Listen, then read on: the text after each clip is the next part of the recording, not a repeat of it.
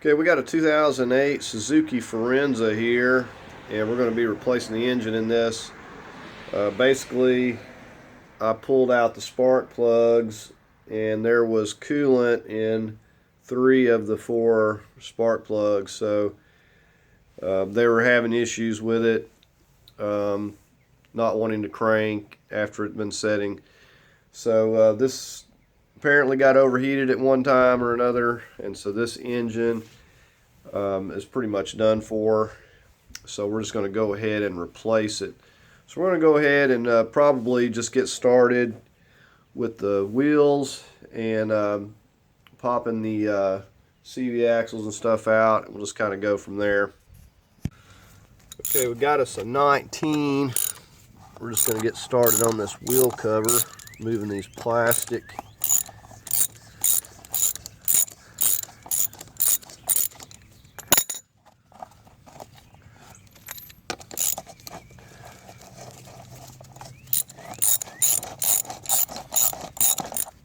And oftentimes these things will come up missing and fall off. On the other side over there, there's only like a couple holding it.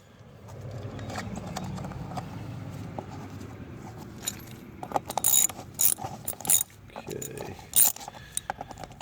I believe we got them loose. Let's see, we can pop it the rest of the way off. Okay.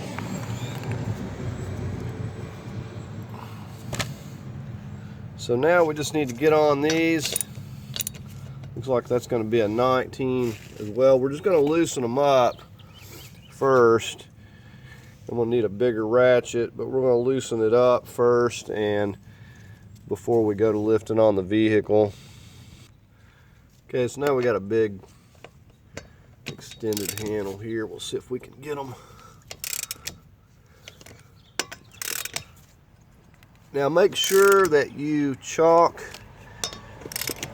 your rear wheels before you begin working on anything. Got both sides chalked on mine. Okay, so that's enough. We'll just go do the same thing on the other side before we start lifting it. Okay, before I go any farther, I want to get on this axle nut here. You'll notice this is indented. Knock that in, so we need to get a flat screwdriver or a punch and knock that back up. Okay, so the flat's actually working a little better here, but mainly, see, that's probably good enough right there.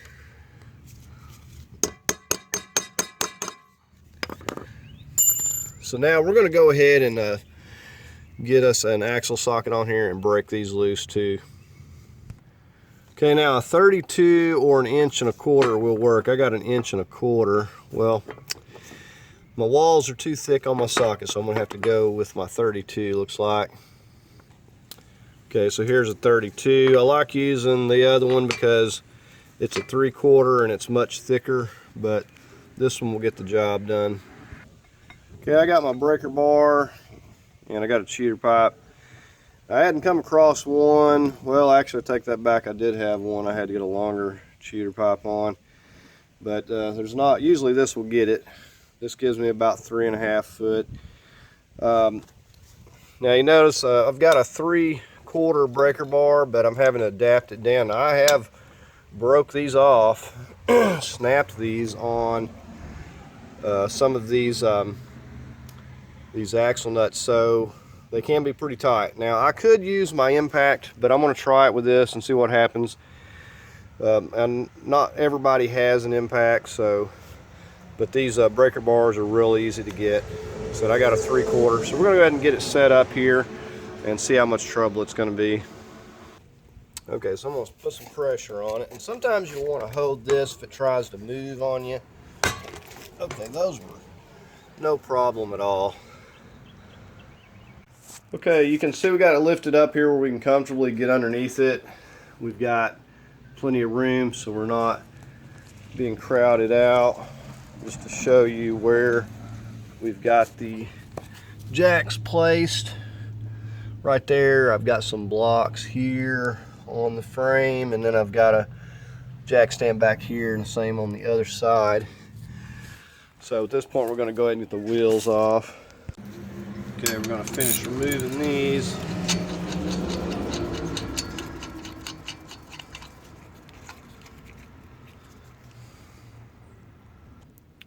Alright, we'll go ahead and get the tire off.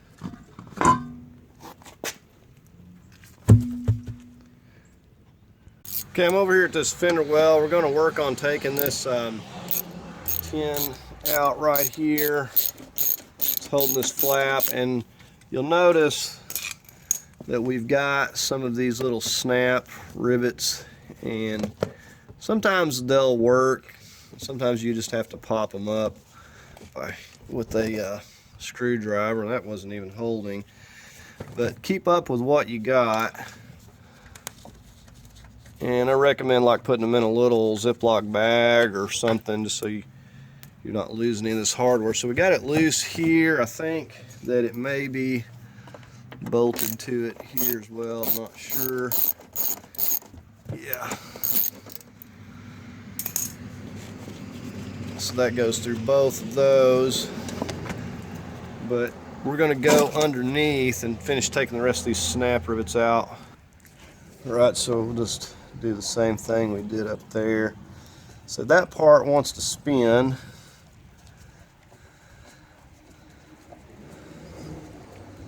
So I'm having to hold that.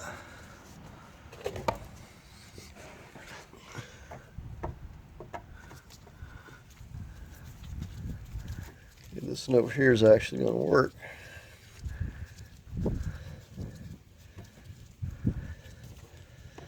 And we'll take these off on both sides and get them out of the way.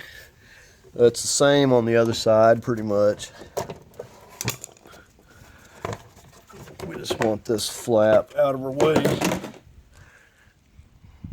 Okay, so I've been draining the oil out. I realized that I'm not going to be able to drain the transmission fluid like I normally do, because it takes a special 5/16 square socket, and I don't think I've ever even heard of one. I figured it would be a 3/8, but nope, it's a special size, and the fill plug's the same way. So I'm not going to be able to drain it. I had to order the little square socket because no one even has anything like that. So that's where I'm at. So I'm going to try to just get everything I can get done until my little tool comes in, because I mean those are extremely tight. I tried some other various methods and was just breaking things. So okay, so we'll want to hit that with a little bit of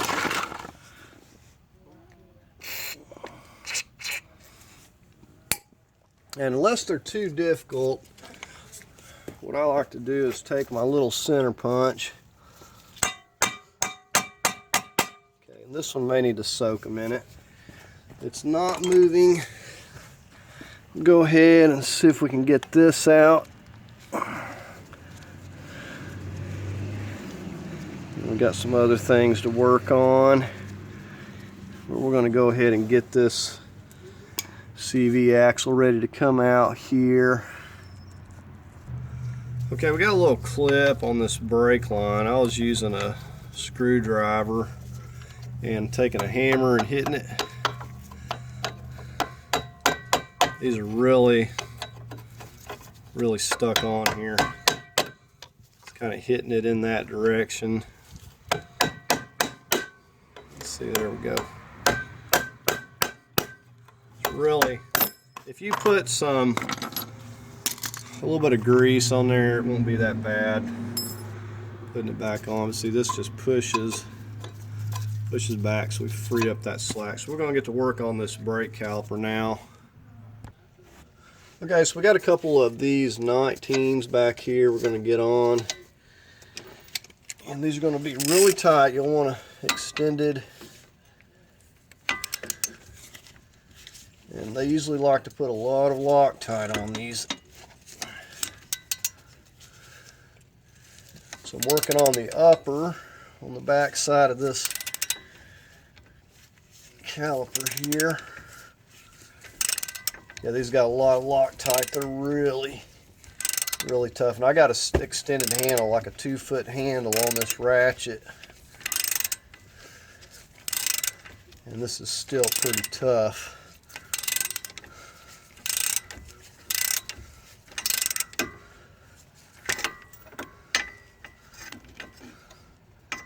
Let's get a little bit more and then we'll get on that lower. Don't take it completely out.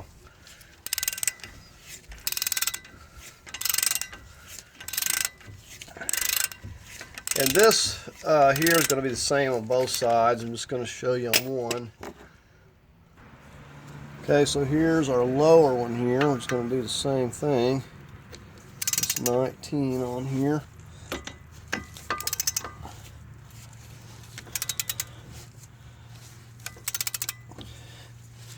They got some really good Loctite. Mine never holds this good. So this is some good quality Loctite.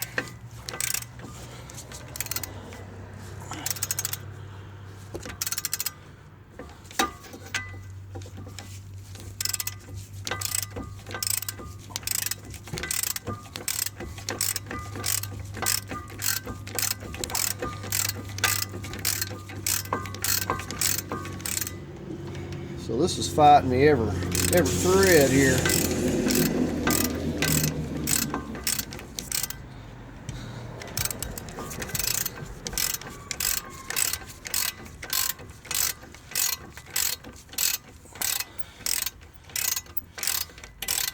All right, starting to get pretty loose now.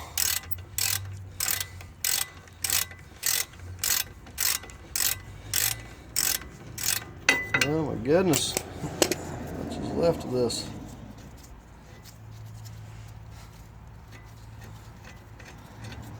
Okay, so there's that one. I'm just going to get that top one out. Okay, with that bolt out, you want to get a hand on it here and just kind of set it up on top momentarily. Okay, so we got it loose here. I just got some copper wire.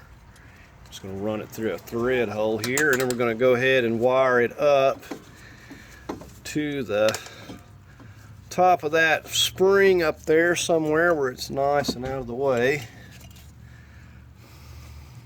Okay, so there we go. Got it wired up there out of the way real good. All right, we'll go ahead and take this rotor off.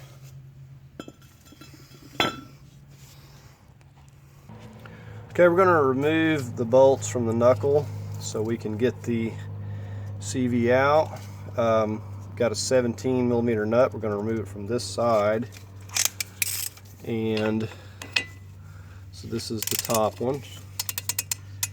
And then we're going to go ahead and we're going to take a 17 over here. We're going to hold this bolt right here.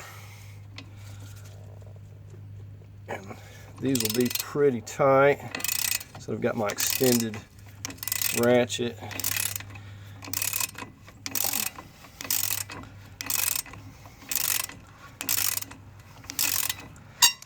And usually this will stick in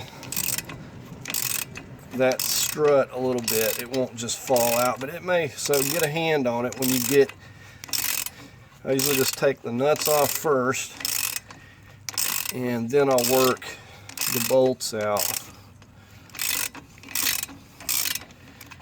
Okay, so these are like a locking nut too, so they won't come easily.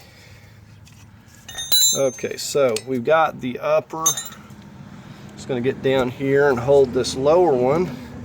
I'll show you there's another one right here. I'm going to have to hold that. Get on this side and do the same thing.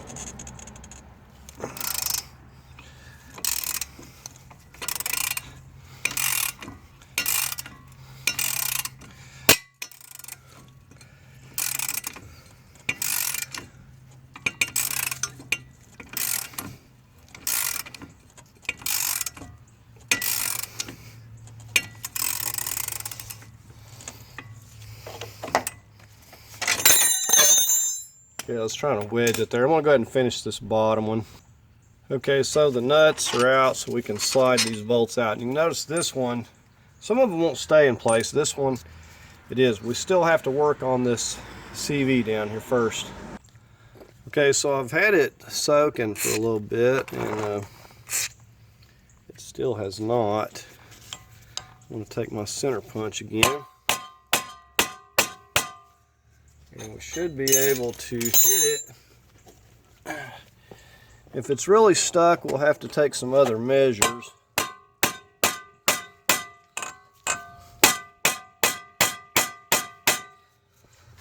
Okay, so far it's not moving. Okay, so I tried the center punch and it's not working. My next line of attack is I've screwed this nut, not all the way back down, but I've just put the nut on, not the washer, and went down almost to where it's flush with this, the lip of this. And what we're going to do, because this one doesn't have a shoulder or a solid shoulder, I'm going to take a socket that's just going to fit right around this circular part right here. So it's just going to sit over it basically. So we're going to be hitting the socket and hitting that nut. Okay, so I've got my rubber mallet.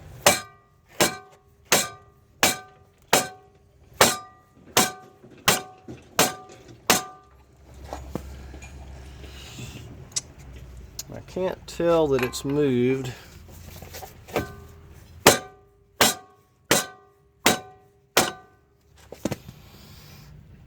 Okay, so we got a change of plans. This CV axle is seized in there. I've tried spraying it and letting it soak, so it's not going to work. We're going to have to move on to plan B.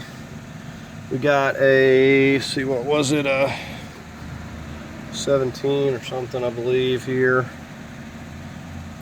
that was on this. I took that off. We're going to actually get this back on here flush and hit it with a hammer. We took off a 14mm nut on this side for this ball joint. I can push this through because that's holding it. And now this won't just come out. We're going to have to hit this and use a pry bar to pull it down, to pop it down there. And first time we're going to knock this loose, but we're going to get this loose and this loose, and then basically we'll take these bolts out and just we'll have the knuckle itself loose. So then we're going to go in and pop the CV out, because there's no way I can't get this out unless I've got it standing up vertical and I can fill it up with spray lubricant. Okay, we got the tie rod over there knocked out. We're working on this ball joint. See, I've got this pry bar in there and kind of spreading that apart. And as I do that, it slides up and down real easy.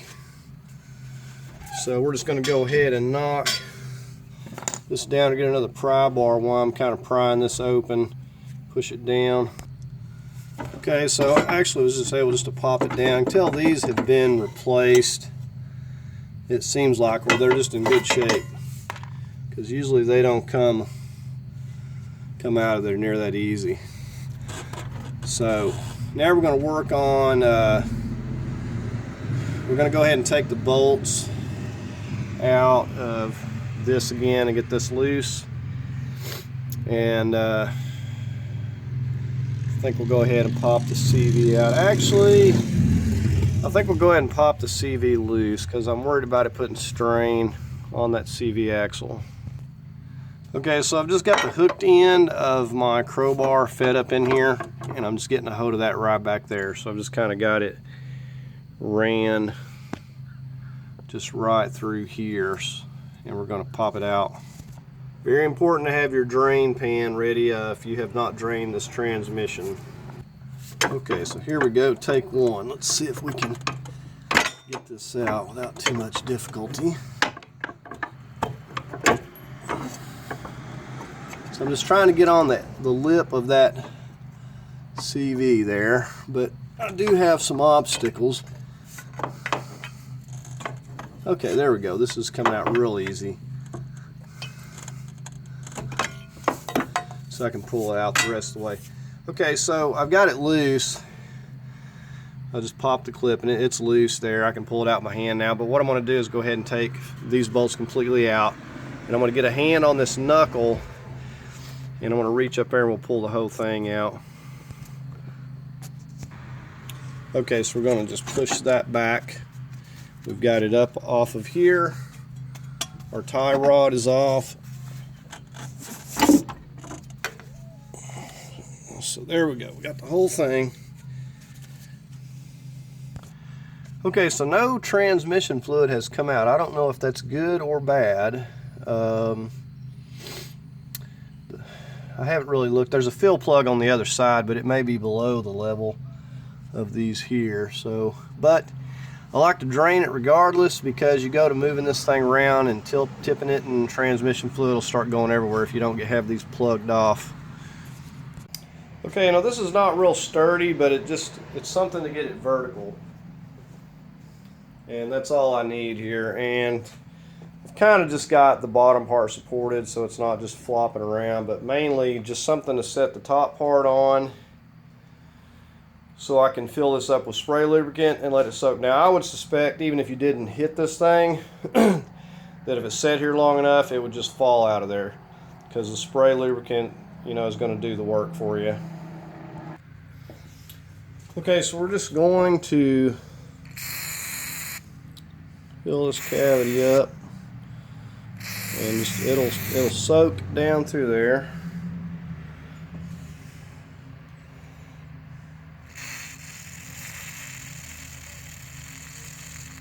And we'll just let this set for a little bit, maybe 30 minutes. Okay, so while that driver's side soaking, we're going to go ahead and pop this long passenger side out. Okay, so this one's the same way, but we got this torsion mount right in our way here. But we're going to come on the back side and get a pry bar, and we're just going to kind of do it the same way and see if we can't break it loose.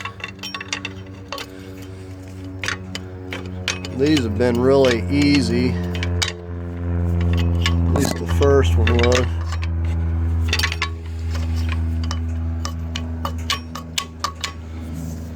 Okay, so that's what I'm doing. Alright, so let's see.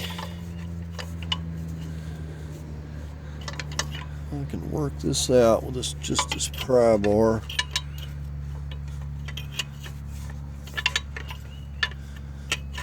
Just don't want to damage the little cover, little dust cover there.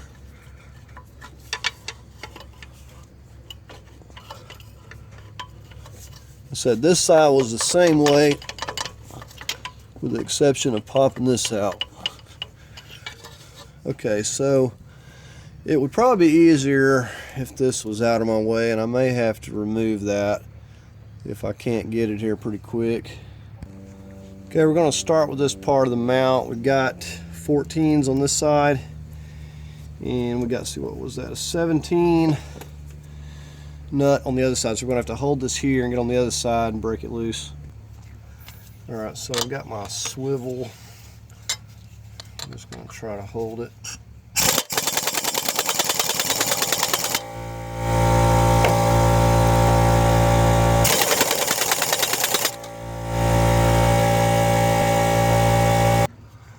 Okay, so it's a little bit hard to hold with that little wrench, so I've got my socket over here now.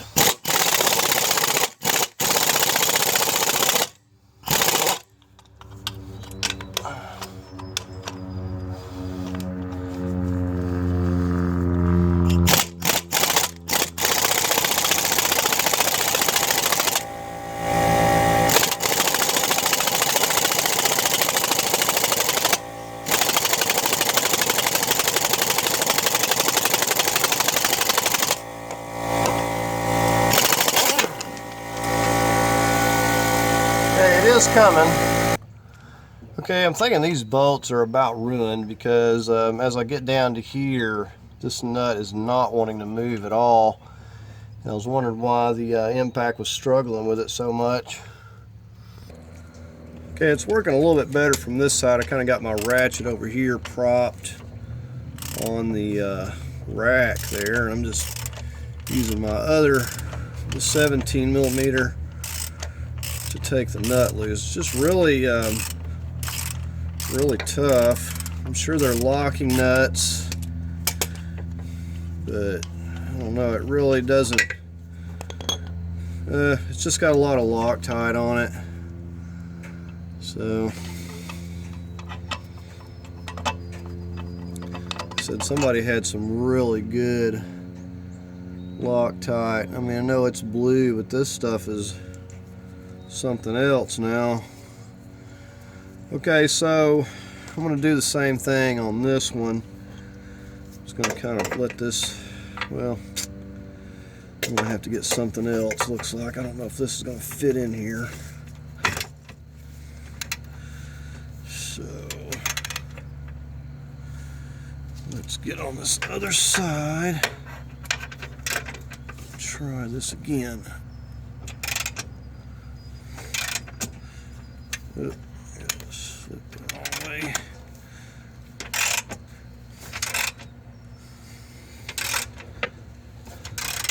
Maybe that one will set right there. You know, this might actually be good for the time being. I don't know. Better go ahead and take it off, because when I go to lowering or anything, I'm going to probably run the risk of hitting it. I don't want to do that. So we're going to go ahead and just finish getting this bolt out. This one's coming a lot easier than that other one. You know, the nut side is over here on the drivers. And I'm going to take and remove the bracket off of the transmission there, because I simply cannot get to that CV axle to get a hold of it. I may have to use my bigger crowbar to get it out of there, so we'll see.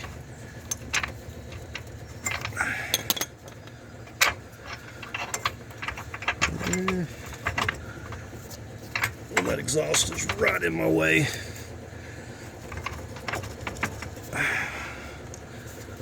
Just almost. All right. Okay, well, this exhaust is coming out here anyways, so I'm just going to leave it there for now and go ahead and work on this bracket here. Think, yeah, these are going to be 14s, and you still got another torsion mount up here at the front of the engine, and you also got the two mounts up top, the main ones that hold this engine and transmission up.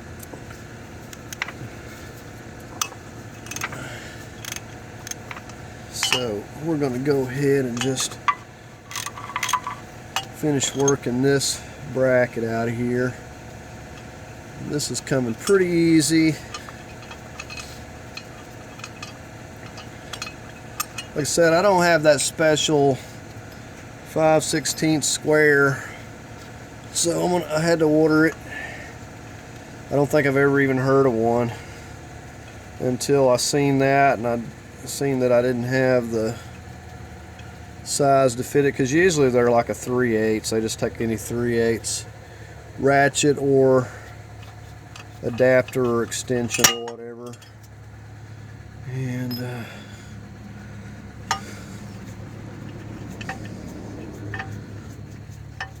so this is coming off real easy. Just always try to put your bolts with whatever they come out of, or put them back. Another thing that I will do, you can see right here is your fill plug. It's the same 5/16. we'll fill this back, and it is lower than the CV, so it won't start dripping out until I actually start tilting this thing, and then it's going to go everywhere when it starts leaning back. So, but hopefully I'm going to get this tool and we'll get it drained out. So I'm just going to kind of get everything what I can for now. So I'm going to get this here out of the way, and we'll get my big crowbar over here and see if we can't pop it loose. Okay, so we got our big pry bar. We're going to carefully see if we can't work this under here. I really don't want to be hitting this and dinging this up. I need to get something. All right, let's try this maybe.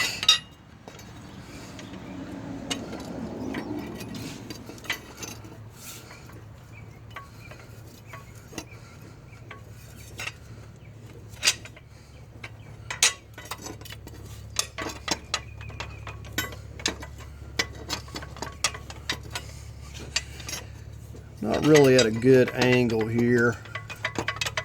I'm trying to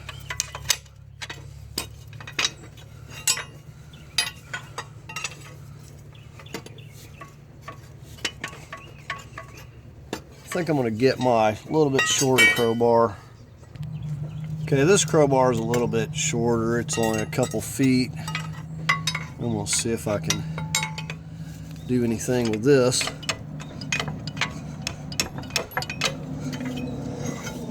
It is not wanting to relent so far.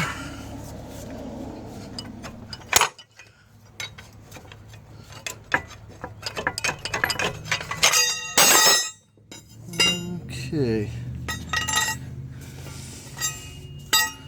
Usually it's never this difficult. This one's really stuck in here.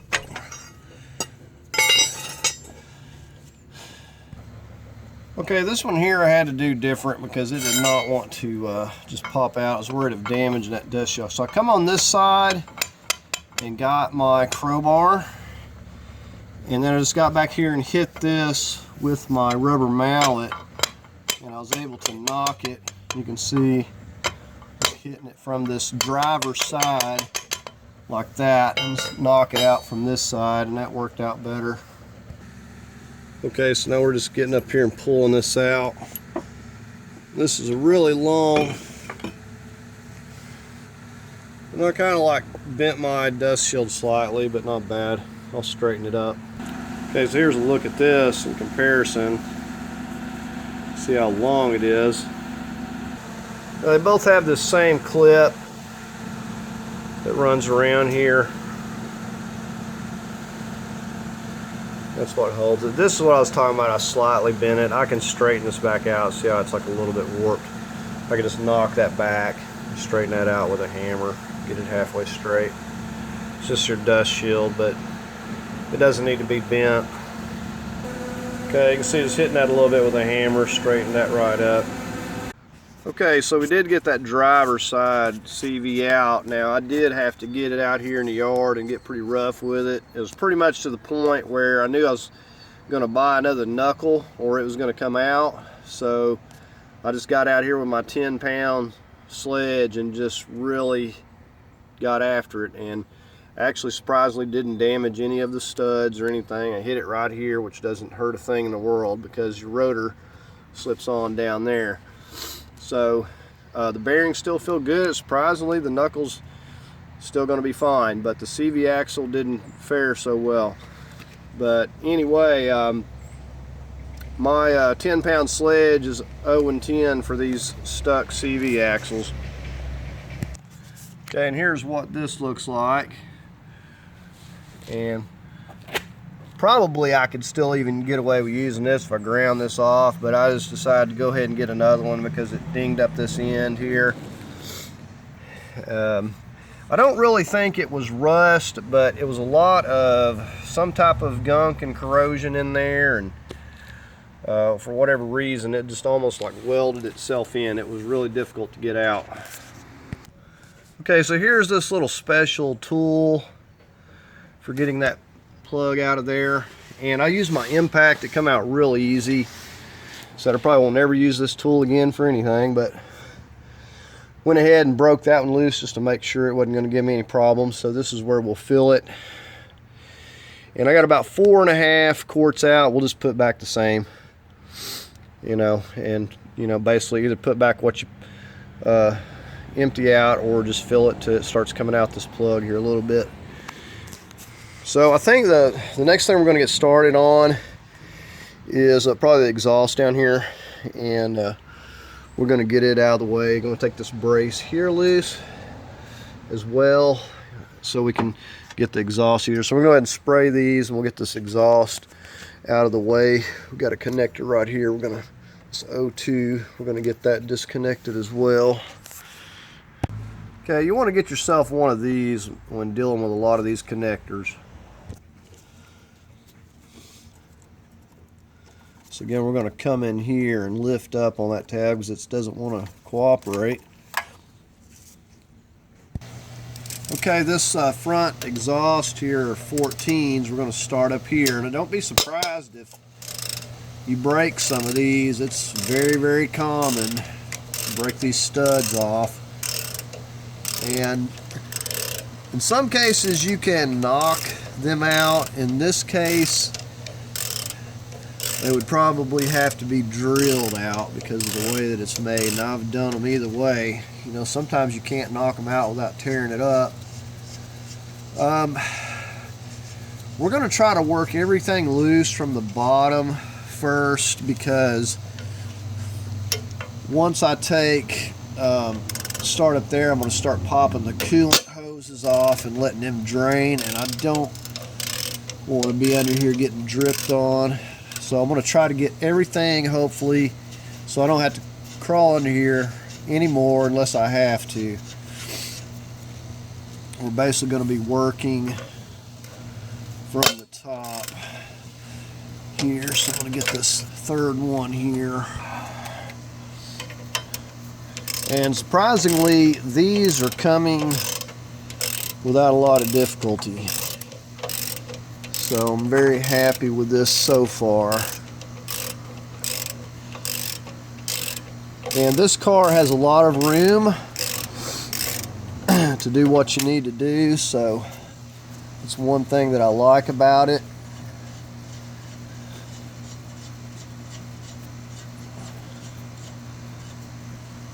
Okay, so we got the front ones here. Okay, so now we're just back here at where the this exhaust is meeting up with this muffler back here, and we're just separating it here where you've got these little rubber hangers, and these are 14s as well, but I need to get a shorter one here. Okay, see if this is going to work. So after we get these three out here, and you know, again, I've sprayed all these down with WD-40, but use some spray lubricant on these prior, so you just avoid the risk of breaking them. After we get this, we'll go up and take that brace I was showing you, and we'll be able to easily drop this down here.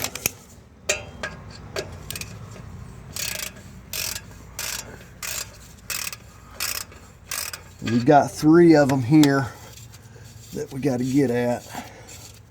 This is the lower one. So far so good, we haven't broke any. Okay, we're on this upper one here, and I'm just using my 14mm ratchet wrench to kind of get in here because it's a little bit easier. We've got it pretty loose there. Let's see if we can finish getting it.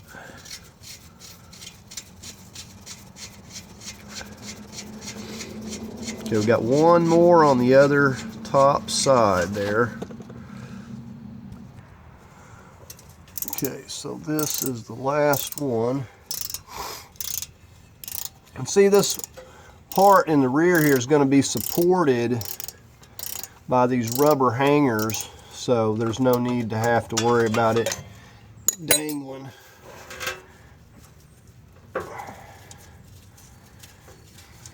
But these actually haven't been too bad as far as exhaust bolts and nuts go. So just got a little bit. Okay, so we've got it loose. So now we're going to go up here and work on the brace. Okay, remember we couldn't get this bolt out because of the exhaust, but here's our brace. Okay, so for the brace we've got a couple of bolts here, and we've got one there, and then right there. So we've got the 5 bolts that are holding this piece right here. So we're just going to get those out, and we'll take this down out of the way, and we'll be able to remove this exhaust easily. Don't lose your little gaskets, but we'll pop it down here and we'll pull it out of the back and get this section out of the way. Okay, these here are going to be 12s. I'm just going to start on this side right here.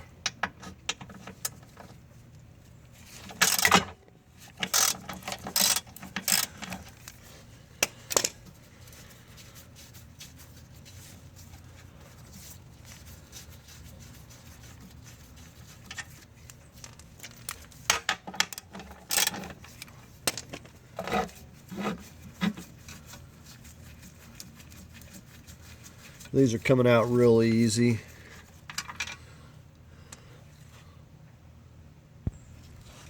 All right, we'll get these ones here in the middle.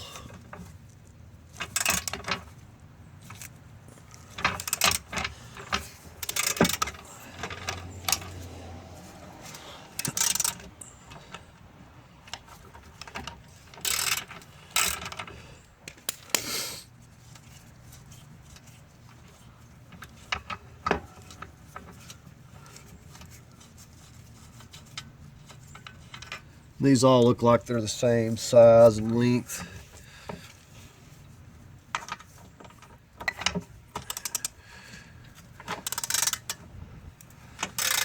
Okay, so after this one, we just got one more right here on the end, and this piece will be ready to come out. So we'll just get a hand on it here.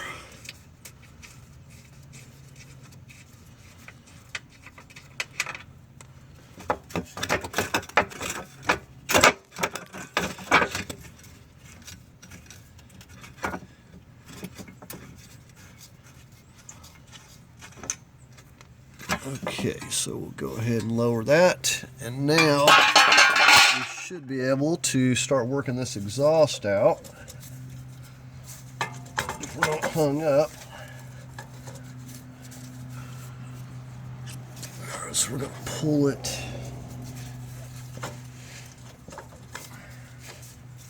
Okay, I've got one more bracket up here I've missed. Okay, so up here where the exhaust is at the front of the engine, there's a bracket with a 14 right there, and it's just holding it. I'm going to have to get a hand on it for sure when I get this loose.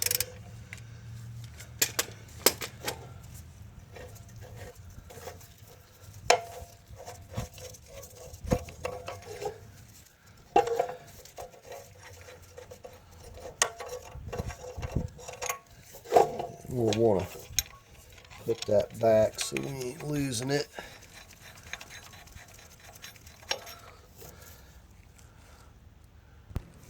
Okay, so we'll go ahead and drop this part down. Okay, and the back part back here, we should be able just to lift it carefully this way. Just pulled it right out of those holes on the muffler there. Alright, so we got our exhaust out of the way. We're just going to put our bolts back where they go, and we'll go ahead and get this exhaust out of the way. I wanted to point something out. This takes this ring exhaust, If you want to, while you're doing this, you have to kind of like pry this out with a screwdriver. You'll get a new one. It'll fit loosely until you tighten it down, and then it kind of squishes it down into place. But these are supposed to be replaced, you know, technically anytime that you remove it, because it could leak. Okay, exhaust is out of the way. We're going to get on this belt here now. We got our tensioner right there. We've got a 15 millimeter, and we're just going to use a wrench because it's hard to get in there. And what you do is just double them up if you can get it to stay put. And we're just going to pop it off right here, just like that.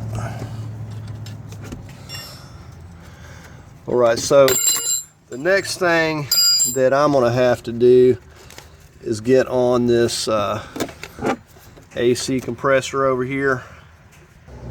Okay, while we're down here, we're going to get this lower torsion mount. It's going to be basically like it's on a rotisserie here, moving around, but we're going to go ahead and get this loose and this bracket here off. Okay, I got my extended ratchet. Like they say with this one here, I wasn't asking for you to come loose, but looks like I've got,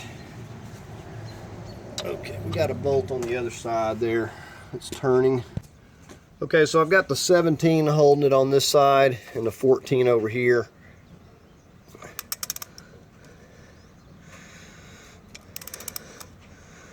I'm just going to, so they just got a lot of Loctite on here, which is good, you know, things don't come loose, but definitely a little bit more difficult to break loose.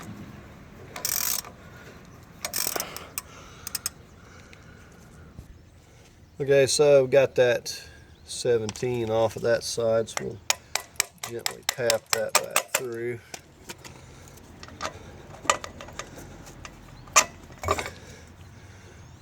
See, there's a lot of good Loctite on these. So we'll go ahead and get this part down here loose now.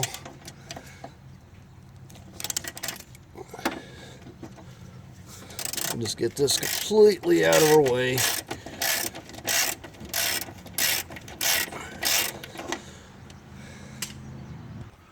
Okay, we got that mount there out of the way. Just working on these here. All these brackets are certainly going to have to be transferred over to the other engine anyway.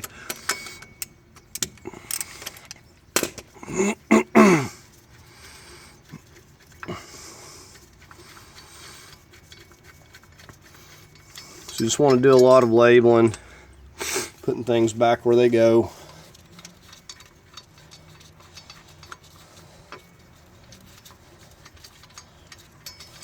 Really not a lot down here to have to do. So I'm getting these lower bolts for the AC compressor, then we're going to go up top. I'm going to have to probably get the other one from the top side.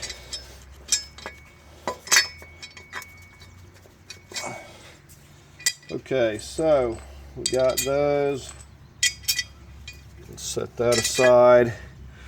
Now we're going to get started on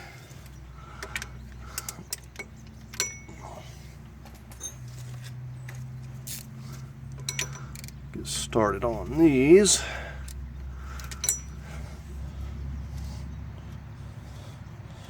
I'm probably going to have to get my 14 ratchet wrench here in a minute.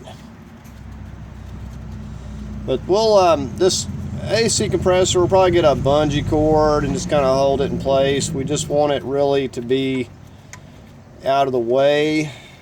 You know, the AC is working, so we don't want to have to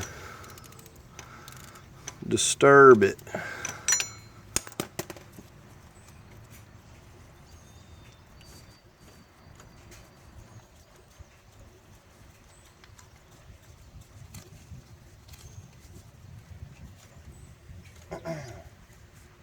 Like I said, we got one more We got one more bolt after this one.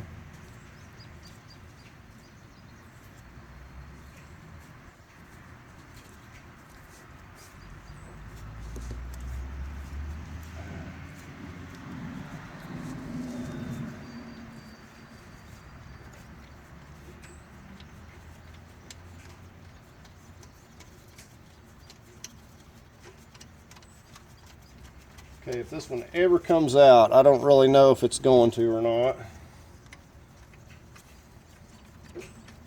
Okay, so there's that one. Now we're going to go up top and work.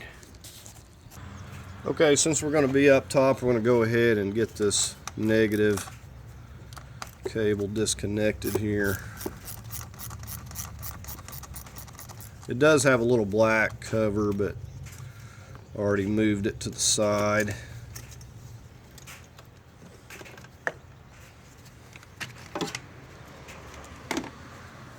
And we're going to get a 10 millimeter and get this bracket off here. Let's go ahead and actually, yeah, we're going to go ahead and get this out of here now.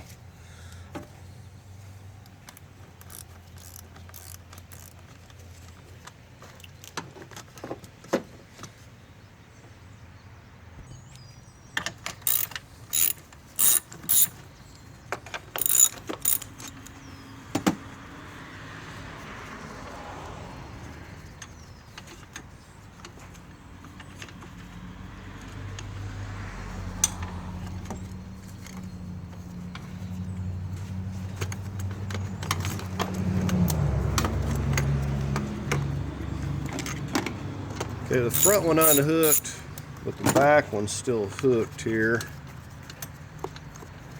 Just want to take it completely off.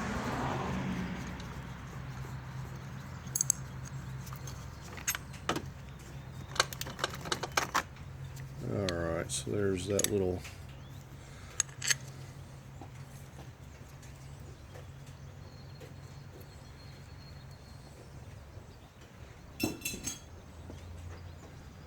okay, so we'll see if we can lift this out of here now.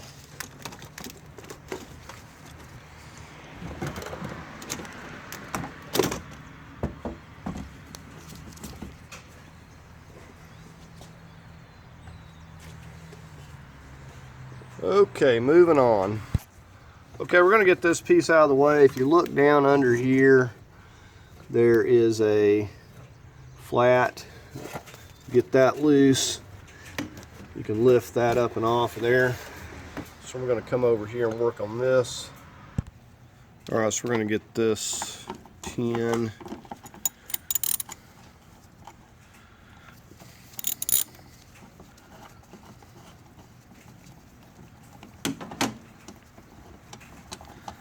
I think it'll pop out of here without removing this, but I'm doing it this way. Okay, now this whole thing is going to lift up. One second, let me show you something. Okay, right here, push down and unclip that. Okay, so now this whole thing will lift up and off of here. Okay, I lied, there is a hose clamp.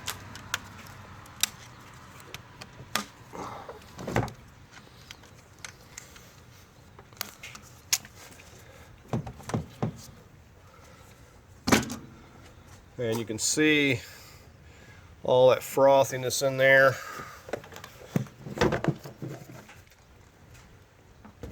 Okay, now we'll get it out of the way.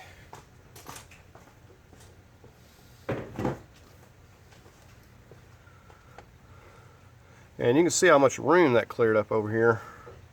So now we have all this room here to work with.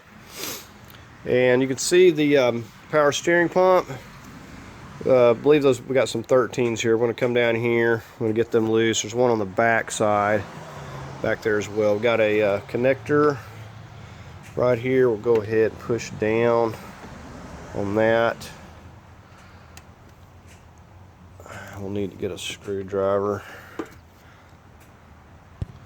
Okay, down here we got a 12, and there's no need to take both those loose. We just need the one bracket to get it loose from the engine here.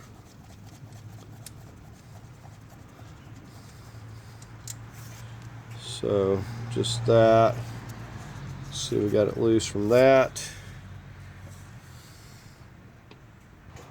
Okay, now we're on the back side of this power steering pump. I'm going to get this 12 back here. Get on it.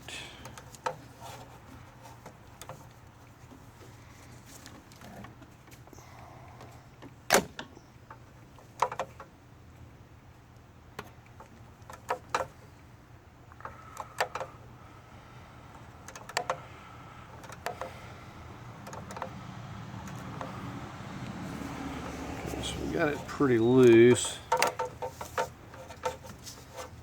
Go ahead and finish working it off of there. Or we'll finish working that out of there.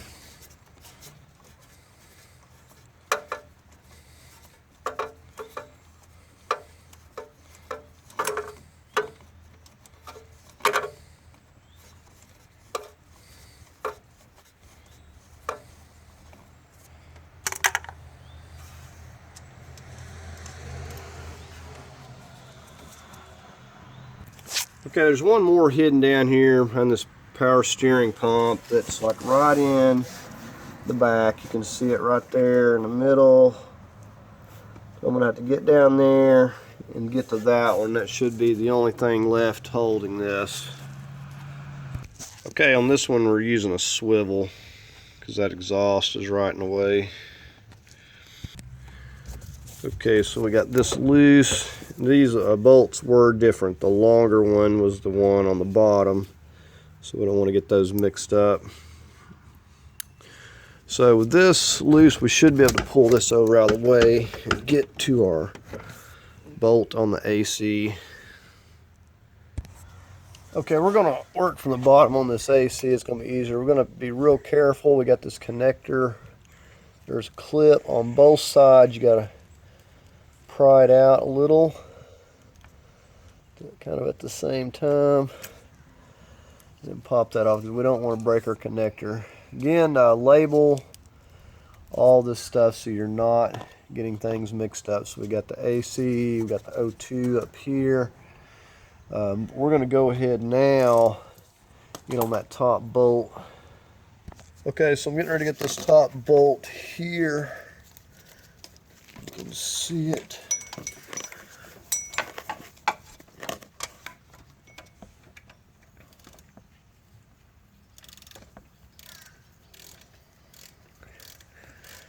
And that's just going to free up the AC compressor, and we've already got the power steering pump free, so I don't have to worry about draining either one of those. That's just the whole point in this. We're not going to disturb either one of them.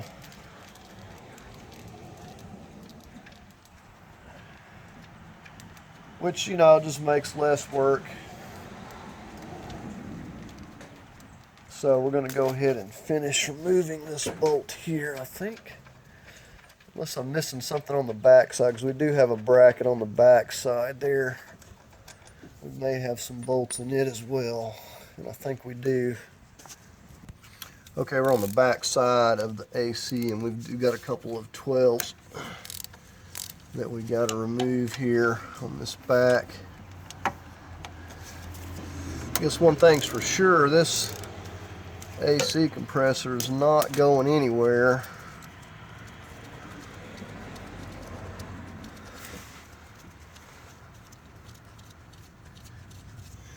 And it looks like, I don't know, I've got one, actually I got one more that's, you can't see it from your angle there. Just a minute.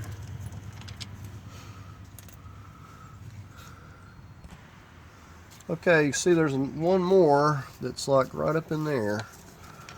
So I don't know if I'm going to get in here with this. I'm going to probably get it broke loose. I'm going to have to switch over to a ratchet wrench. I'm going to run out of clearance.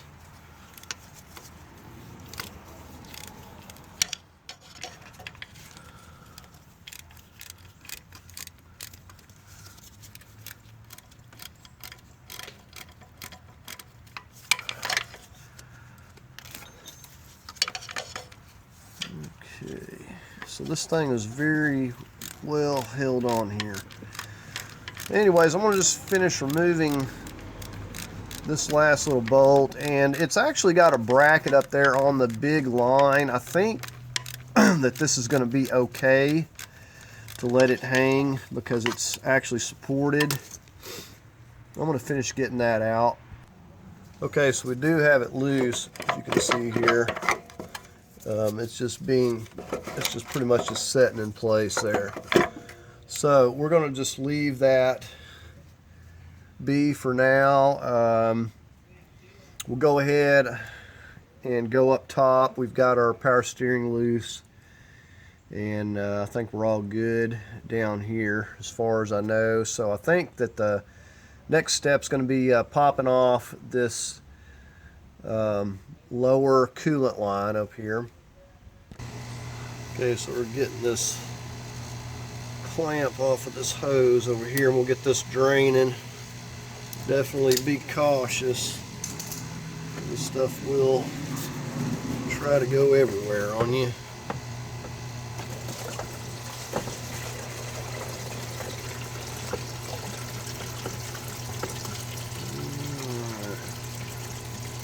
Once it slows down, we'll lower it down a little bit here.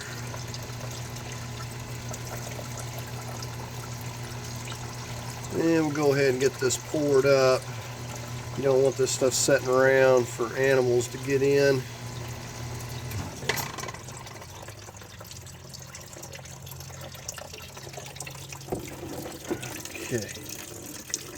Okay, we're going to go ahead and get this overflow tank out of here.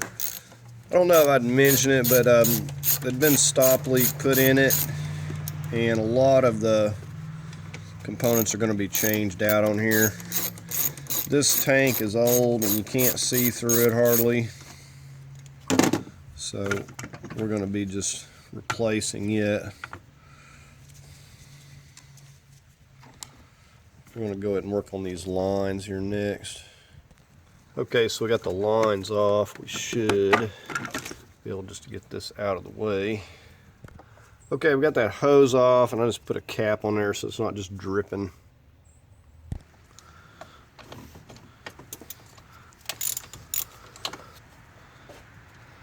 We've got one more of these on the back side there. I don't know if this reservoir is going to get in my way. If it does, I may have to wind up draining it anyway. Just kind of playing this by ear, but I was hoping not to disturb it. But where it's located, bringing this engine out, I think it's going to be right in my way, but I'm going to see what I can do to work around it. Okay, so that's loose. Okay, we got a couple of 12s for this battery tray. We got a couple more on the underneath part. We'll get to in just a second.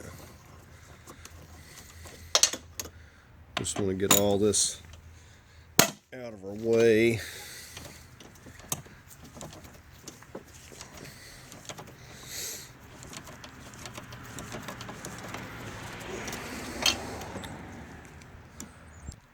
Okay, we got to unbolt this box here as well. It's got a couple of tins.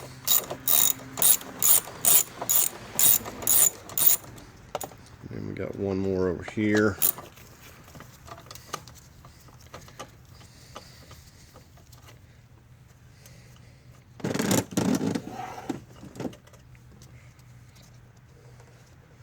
So there's those. Don't know if I have anything else holding it just yet. It's looking like I do have. Okay, right here we've got a tin for this wire here.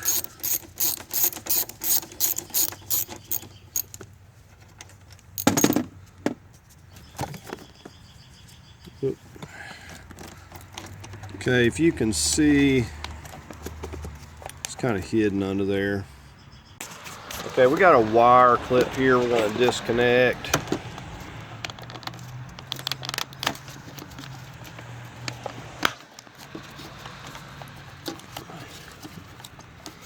It went the wrong way with it. Let me see. We've also got one down here we need to push in on. And these big ones are really tough sometimes. But that's going to allow us, once we get this disconnected, to pull this up out of the way, or we can see that little nut down there. Okay, so we got that disconnected and that little nut off there, so this is up and free. Now we're just working on the two bolts that are down there. One of them actually fell. So we'll pop this hose loose. Everything should, with the exception of a wire clip or two, everything's pretty well freed up here.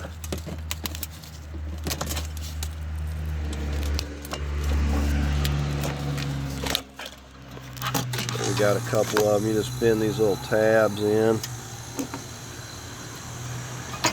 push it back through, and here's another one.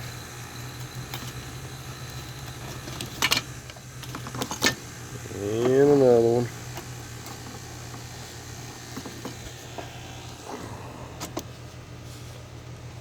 Okay, that one's like really stuck.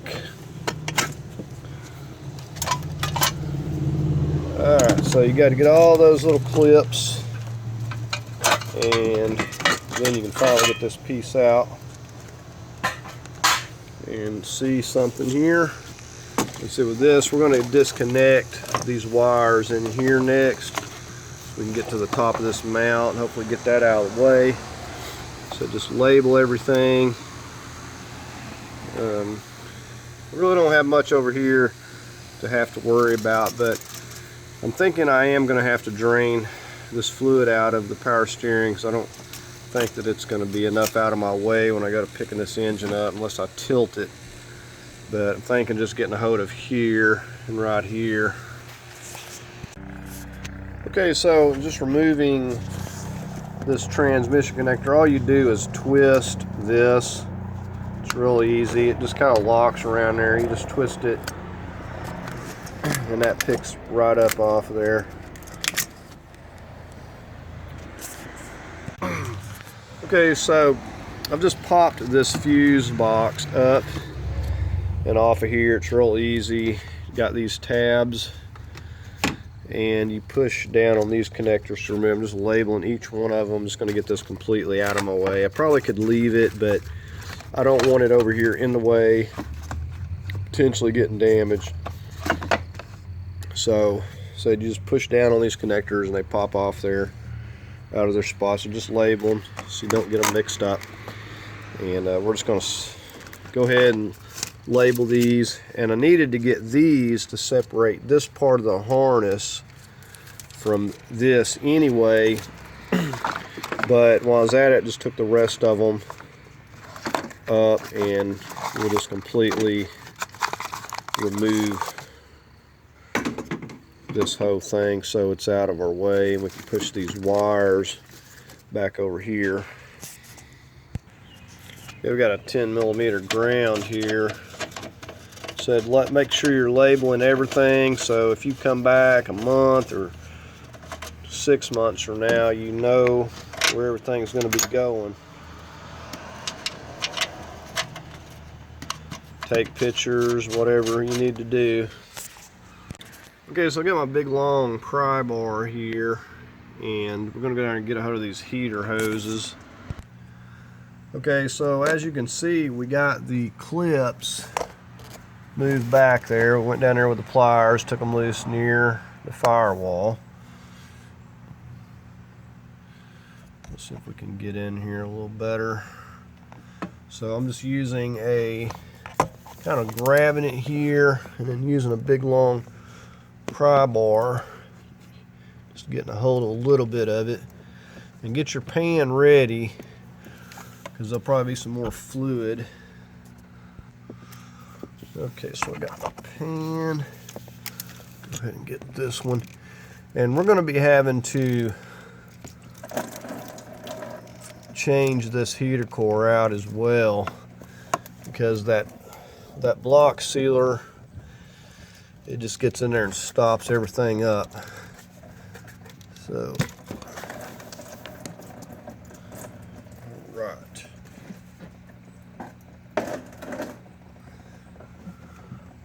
So there we have those loose. All right, we're gonna get these computer clips on right. You gotta push down there with your thumb. It pops that loose. And you just push it and slide it out. Again, I'll put some tape on these and to protect them, or a plastic bag, whatever, and you know, to keep them from getting mixed up. But I'm pretty sure they only go on one way where you can't mix them up. But either way, they've got them color coded, so you got the black and then the tan. Okay, I know I'm kind of skipping around here. The next thing we're going to remove is this transmission cooler lines, and you want to take this bolt loose. It's a 19. You do not want to mess with the rubber hose there. Those things really stick like to the likes of which you've never seen. Just don't lose. These are sandwiched between a couple of copper washers. That's what seals this, and you don't want to lose these.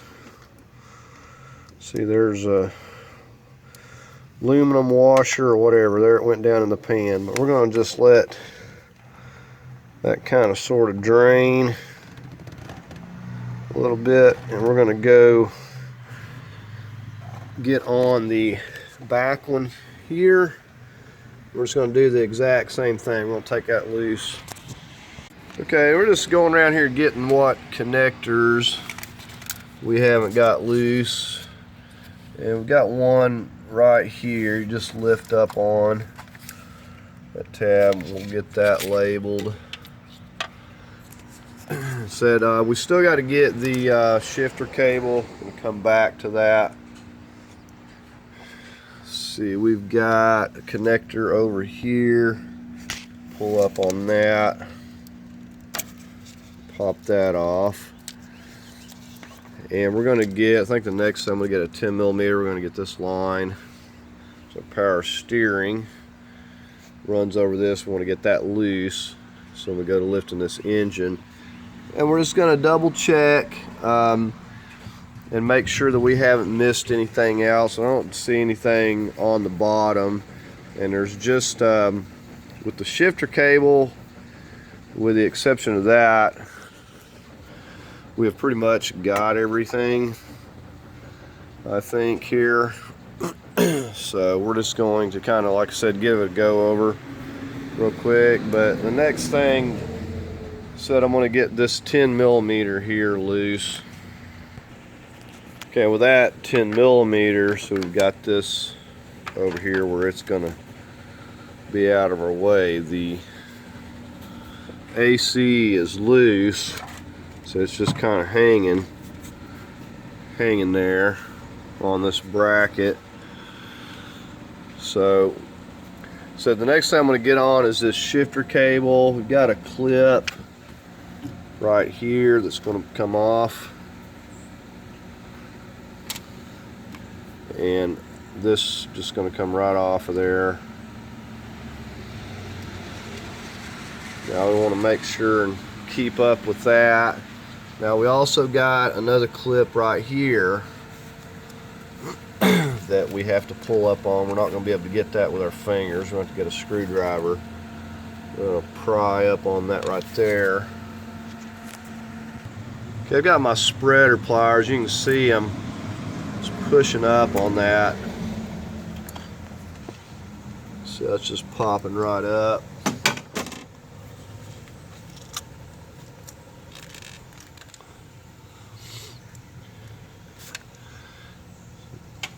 And with that out, you just kind of give it a push backwards like that. And it shouldn't give me, it's kind of a tight fit in here with all this stuff, but I should be able to push it back enough. So there we have that. So we just want to make sure that that's not going to get hung up when we go to pulling this out of here. And, you know, take a mental note of where it routes. So when you get it back in here, you put it back in the same. So this wire that we took loose right here, actually on a clip, and there's one more connector right there that we need to get. You can barely see it from here.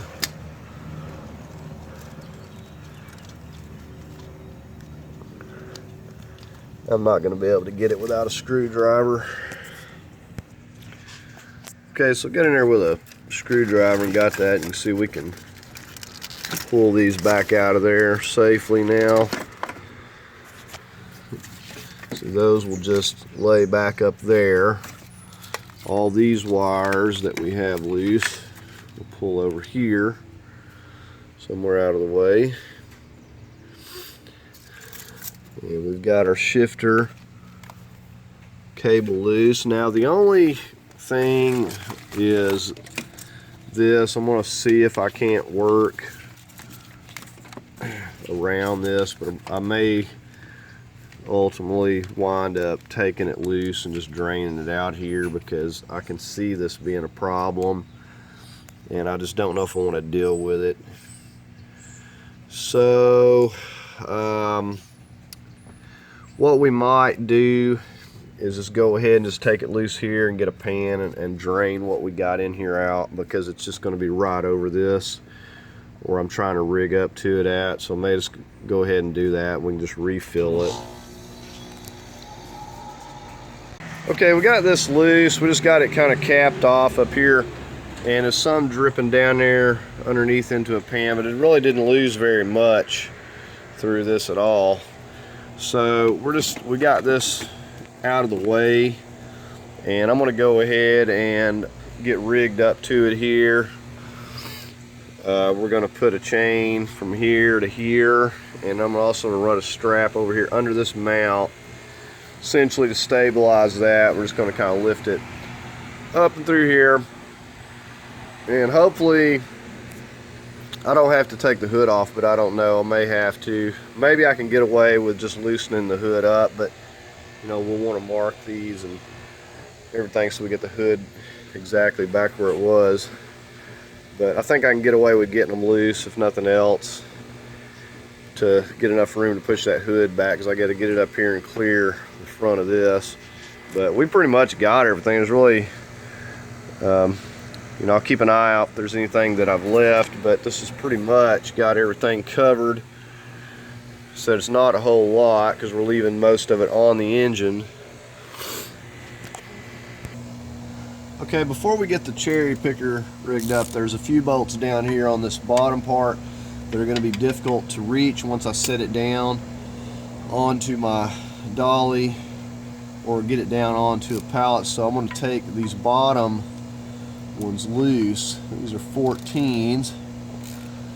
They're going from the transmission, from the engine to the transmission, and we're going to completely remove these because these are going to be difficult to get to.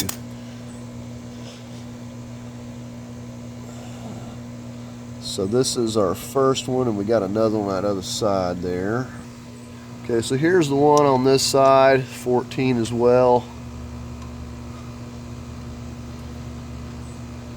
These you'll probably want to mark, put some tape on them, label them, whatever, because they're going to be different lengths. So, see this one come out of the other side. These links are not the same, so you want to take note of where they come from and mark them. Okay, now we're looking at this from the driver's side. You can see we got a bolt right here that we need to get out, and this is a 14. It's like right here in the middle. It's not going to hurt anything to remove these. It's just going to make it to where separating this on the floor is going to be easier once we set it down. We won't have any need to have to lift it again. Okay, let's see, we'll go ahead and label that one as to where it came from. Okay, I just wanted to show you how I had this kind of rigged up. We got a chain going from here to here. Kind of like made a little loop, put a bolt through it, and I've tied a couple straps over here to this just to kind of stabilize it. So I think this is going to work out good. So I'm going to go ahead and get my lift over here, and once we get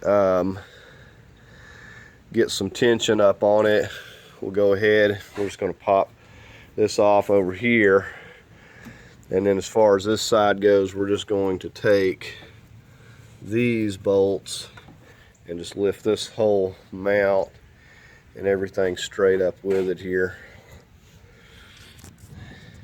Okay, so this is how I've kind of got it rigged up. For now, we're going to see how this is going to do. We're hooked up there, we're hooked up to this, and I'm getting ready. I'm going to go ahead and take this mount loose, and then I'm going to start taking the one over on this side. I've got tension on it now though. Okay, you can see we got those 3 bolts out. So now this is loose,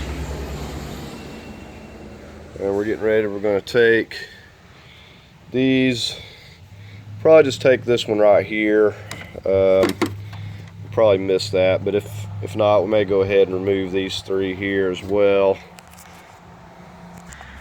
Okay, so we're lifting it up here. As you can see, we're just going to kind of double check. We'll want to watch that power steering line. It has a little bit of movement. We could get it off that clip there. We don't want to be hitting that. Just kind of do a check over. This is kind of wanting to tilt this way some. So I've got the weight kind of picking more up on that end than this end. And of course these things always move. Seems like if they're not just lifted straight up perfectly. Okay, I just realized there was a few things. I got a couple of fuel lines that are right down here that I had not disconnected. I just noticed them when I noticed this upper coolant hose. I need to get that coolant hose loose. And I need to get these, you see, just press in on both of those and they just pop off of there. I meant to get those earlier and forgot about them. Okay, so we got those lines loose. There's still a little pressure on that one there. Okay, I think we got everything. It is a tight squeeze up through. There's not a lot of room on each side, but it's coming up just fine. And I'm just so kind of watch out for this power steering pump. It's kind of where it's in the way here a little bit, but once we clear that, we should be pretty well home free. I'm just working it up a little bit, little by little here. Okay, so we just slowly getting it here. Now I took and propped the hood back a little more, so we got clearance here. As we got it set on the 1 ton, which is plenty. But well, the way I do it, I just lift it a little bit, and then we'll check and just make sure nothing's caught. You don't want to have to go back and fix things. But we're clearing over here fine. The power steering pump, the AC compressor are fine. Everything is clear back in here. We're just going to continue on here.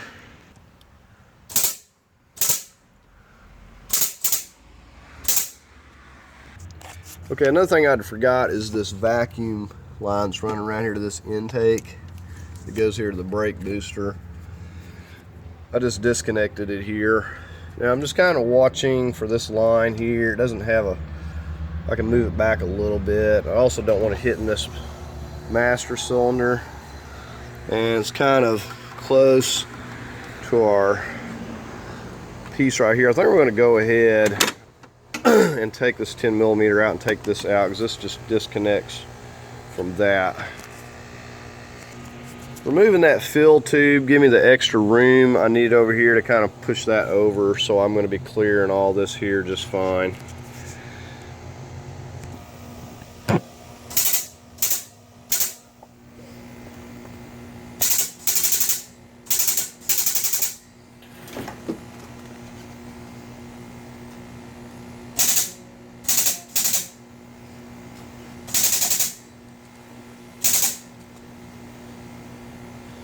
I'm getting pretty high up with my lift. I may have to go ahead and lower the vehicle down some. I don't know if I'm going to be able to get this quite high enough. I got the vehicle pretty high. Okay, so basically we're going to switch over from lifting this lift up to lowering the vehicle, because just to show you here, as I keep going up higher and higher, it's just pushing this closer to this front bumper, and I'm going to essentially run out of room here where I'm not going to be able to lift it anymore. It's going to be hanging up. So I'm going to go ahead and just lower the car down a little bit, and we'll finish removing it. Okay, so I've lowered the car down. The problem was I should have had the car lowered prior to starting to lift the engine out. I did not, and it creates a lot of problems with clearance. Otherwise I would have had to have it on a half ton. It would have worked, but I did not. I was getting too close here. So I've lowered the car down about 4 or 5 inches, and it's working out now, and I'm going to go ahead and just continue to lift it up here and get it the rest of the way out. Okay, so I'm just lifting it on up, and I'm just kind of watching the hood. So far the hood is clearing.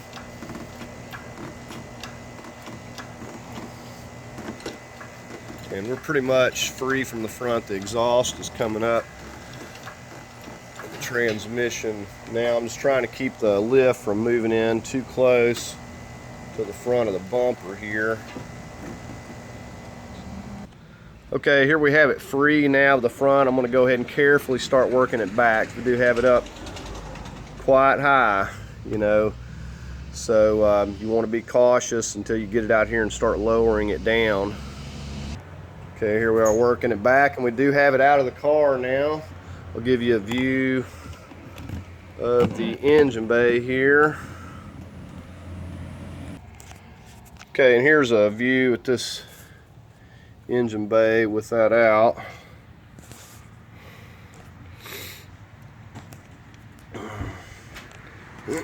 So we're going to be getting that heater core.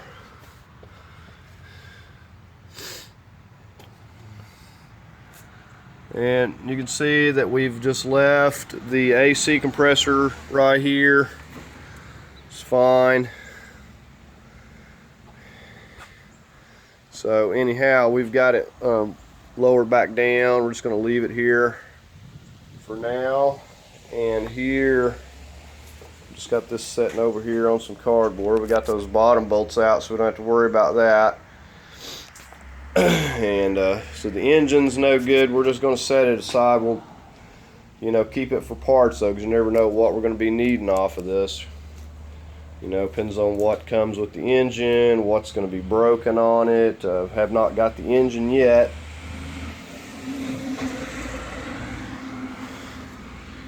But see, we took it all out. Transmission all, and it actually come out pretty easy. If I'd had the car lowered down here where I was supposed to have, I wouldn't have had any trouble.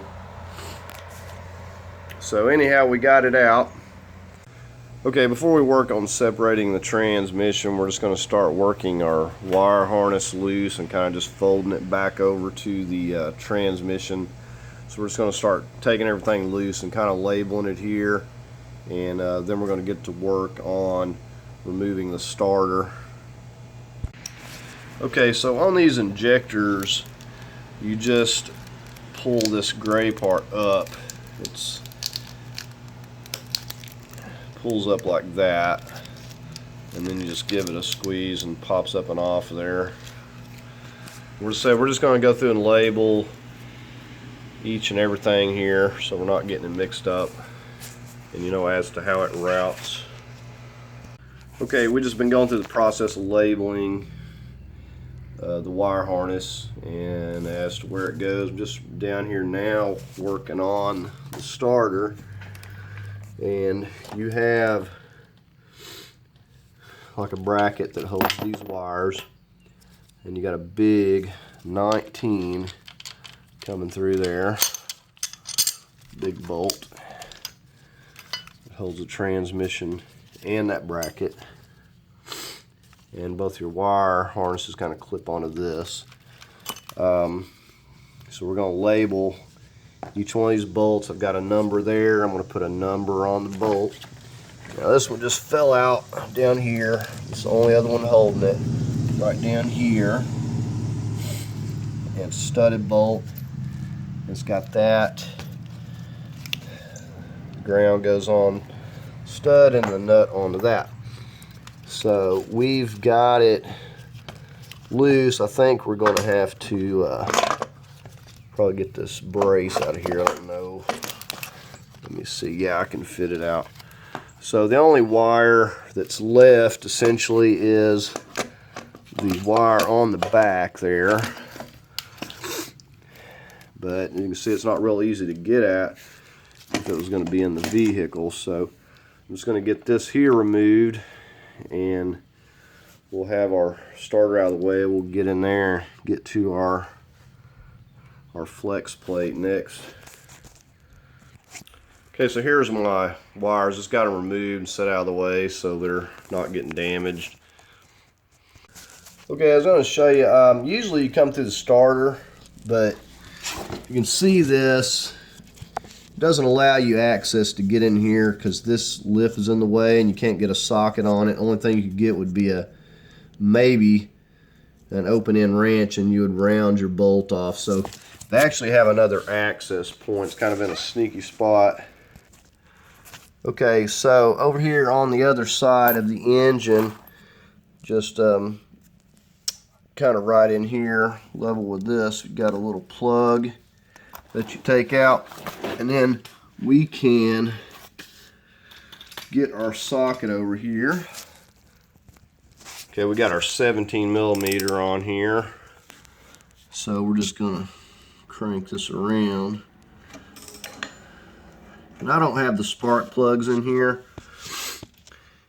so you can see that this here lines up. I went a little bit too far, but you can see that it lines up well. Now this engine, you usually don't want to go backwards on an engine. This one, it doesn't really matter at this point, but you can see that that lines up well. So we're going to get in there with our 17, I believe it is, and we'll start taking these out. Okay, so there's not a lot of room here to get a wrench or anything, but then it wasn't enough length to use a short socket, so I wound up using a deep socket and my belt tool, basically tensioner tool, because it's thin enough to get in here and do what needs to be done. And this thing has a lot of length on it too, so this is the best that I have come up with, and I can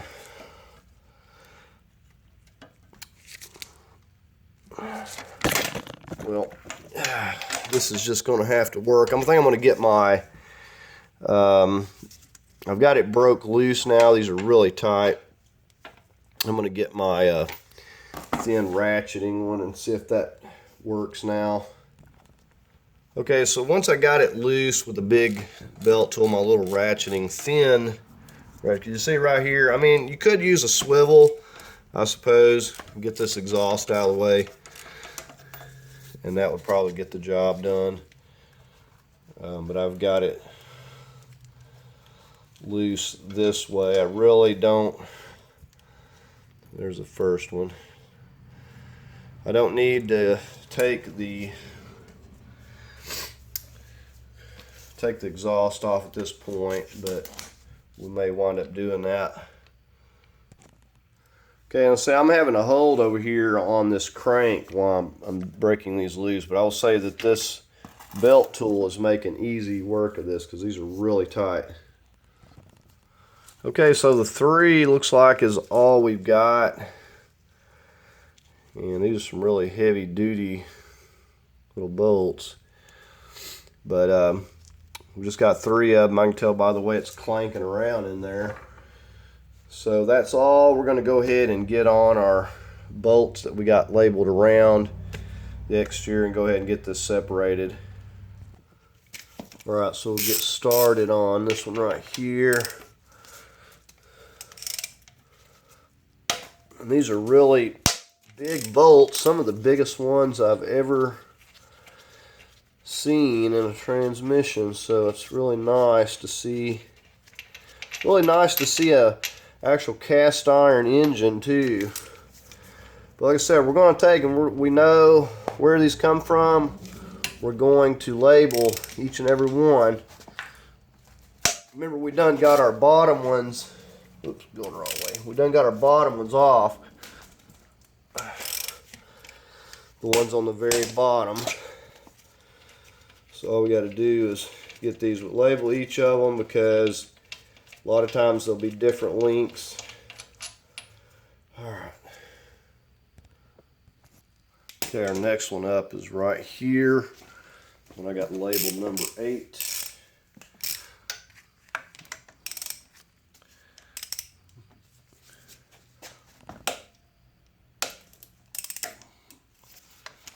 Of course, we'll keep it with this little bracket.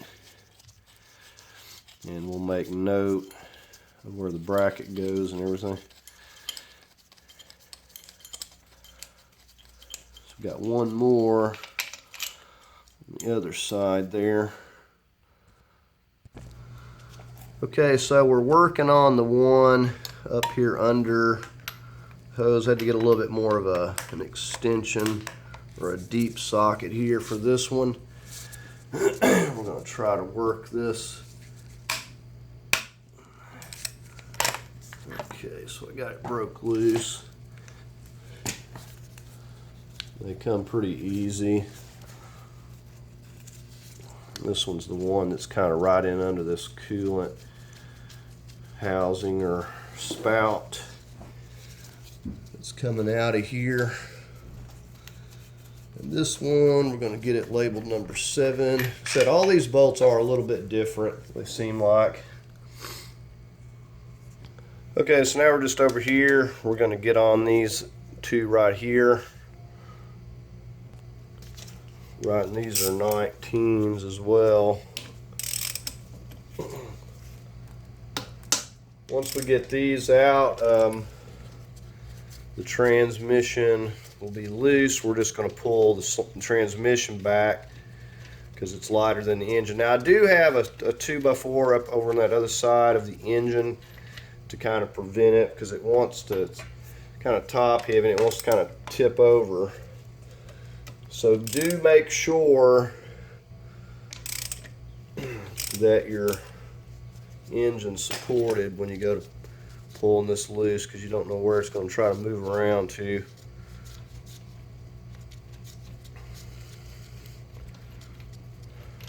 Okay. Okay, and I didn't even like really do anything, just laid my hand here and it already like separated, so we're just going to carefully wiggle this on back here. And with it on cardboard, it moves pretty easy. You just don't want to mess around and get your torque converter hung up or get it hung up on that piping there like it's trying to do. Alright, so there we go.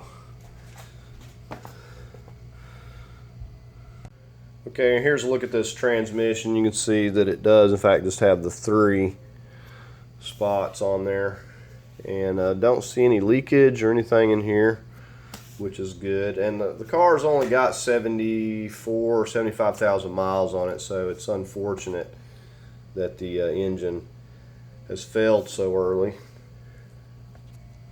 Here's a view at the back side of your engine. You can see these big locating pins, look to be like a 3/4. You can see the one on this side over here.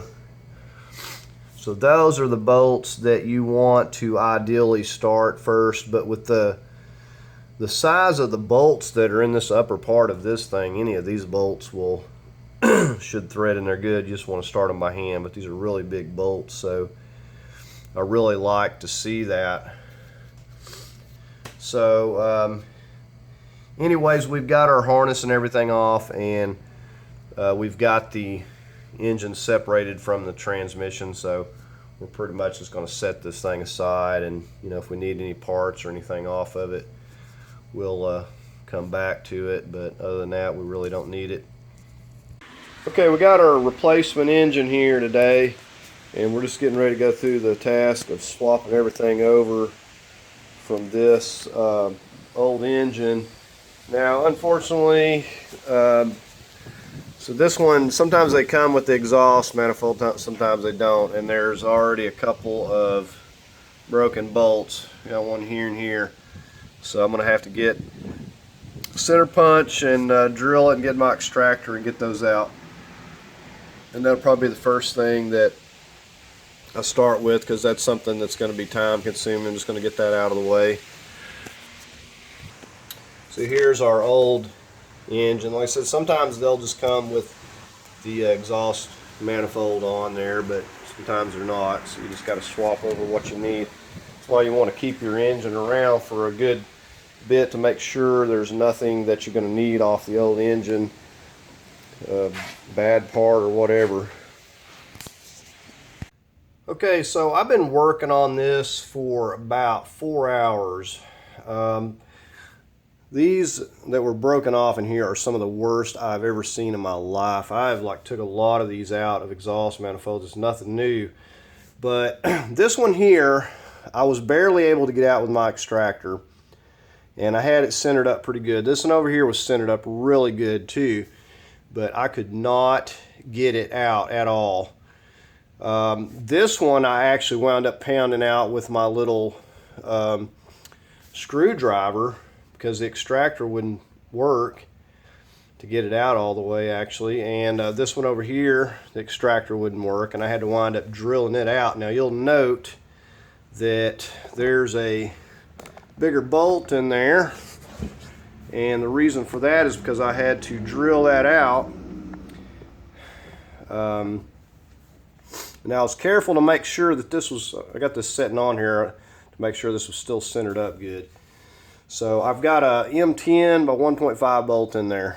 Now I had to drill it bigger because it was all kinds of mangled up, so I just drilled it out. I think it was like 330 thousandths for that M10. So we drilled it out and we had to retap it. I've been working on this a while. I said I've took a lot of these out, but today my extractor was not getting the job done. But I've got a gasket. I've just got it sitting on here because I wanted to make sure that bolt was going to work. I'm probably just going to tighten these down to about 15 foot-pounds. I think they call from 13 to 20. But I don't want to take the risk of snapping any of the rest of these. So we're going to go probably about 15 foot-pounds. This one here I could torque more because it's a much bigger bolt. But I hate to drill stuff bigger because you don't know how much material you have, and you got to be cautious with stuff like that. But sometimes you get in a situation where you got to do it. Anyways, I've got this part handled. You notice I had to remove this and this bracket down here because I could not get in here to drill these out. And I've had to get everything out of my way, even the dipstick over here. So all that's moved right now. But I'm going to go ahead at this point and just go ahead and mate the transmission up. Okay, and you'll note our window is right down here. So we want to try to get our, it doesn't really matter a whole lot, we want to try to get it somewhere about in here, but we can move this. If it was a studded torque converter, we'd have more trouble. Now I'm going to put some grease on here. I'm going to put some grease where these dowel, 3/4 dowel pins are going, and I'm just going to push it up here and push it together the best I can. I shouldn't have to lift it or anything. Okay, you'll note our 3/4 alignment pin, so we put a little grease on there. We've got our bolts numbered. We've got a number here. So that dowel is going to go into here, and then the one on that side is going to go into this upper part up here. So those are the first ones we want to try to work into place before we try to mess with any of the rest of them. Okay, and right here, this is the stuff you got to watch out for with used engines. Right off the bat, we got a busted pipe right here, so we're going to have to swap that over from our other engine. Hopefully, you can catch everything before it comes down to, you know, getting the engine put in, because then it's a nightmare to have to come back and fix this stuff. So we definitely need to go over it and really check things out. So I got the other one over there kind of into place, and I'm gonna have to lift the engine slightly here. Now we're also putting medium Loctite on these, but we're getting ready to go through here rather into this one, but we're going to be medium Loctite and all these bolts as we slide them in here. Okay, this one here actually don't have the starter here, so I've got nothing to bolt it to. So I'm going to have to drop down to this one down here at 5, and I'm just going to locate this and then get this bolt down here started. Okay, and this is going together very easy, by the way. I've just kind of nudged it up here and I just like rotated the engine slightly with my hand here. I'm going to snug this 5 and this one over here that I had labeled 9 first. And then we're going to go ahead and start getting the rest of them in. Okay, I have those 2 bolts in. Before I go any farther, I've got our 17mm up here. We're going to turn this crank slightly. I'm going to come in here, and we've got it about in the middle there, but you can see that our torque converter is just slightly a little bit off. So we're going to come back over here, and we're just going to move it a little bit one way or the other. I think I went the wrong way. Alright, so let's try move it back a little bit. But anyways, you get the idea. If you don't, okay, I just need to move it a little more. So if you, okay, I can actually reach around this engine here to do it. Okay, so if I was going to make a point of, I've got the 2 bolts in. If you can't turn this and you can't turn that torque converter with your hand, spin it, then it's wedged in there too tight and you're going to have to seat that torque converter. Usually it doesn't move unless you've jarred it out of place or whatever. But before we go any farther, we're going to go ahead and get our bolts that go in here. We just got 3 of them, and we'll probably get those started, and then we'll go ahead and put the rest of our bolts into the transmitter. Either way, it doesn't matter. I've got it snugged up really good right now, but it really doesn't matter. Right, so we're just going to go ahead, I think, and get all these bolts in the transmission before we do the flex plate.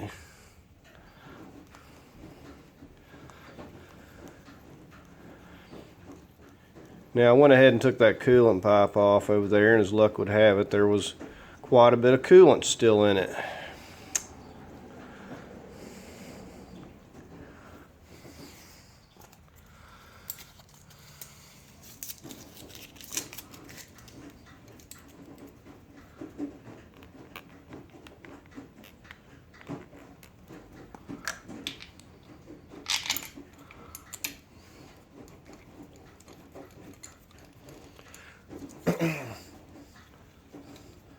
So we've got, I think, one more big bolt that goes down here at the bottom.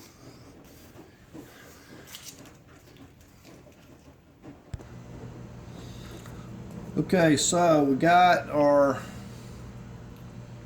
little torque converter nuts. Going to put some medium Loctite on these. Want to be cautious at this point.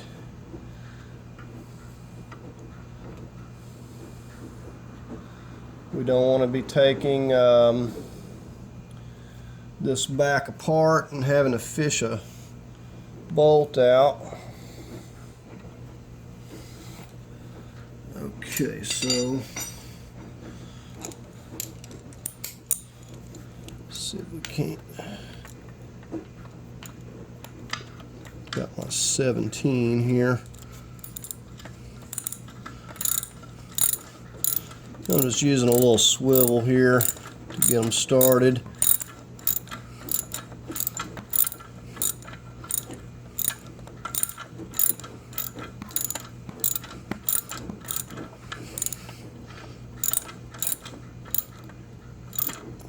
Okay, we got it snugged up. We don't want to get it too tight. So we're going to just barely back it off because sometimes they don't want to line up.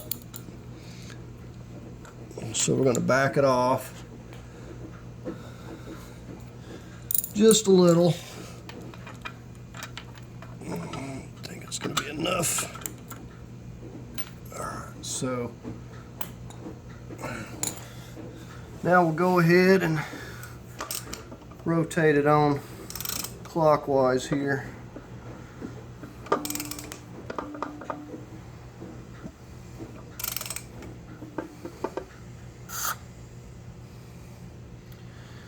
Okay.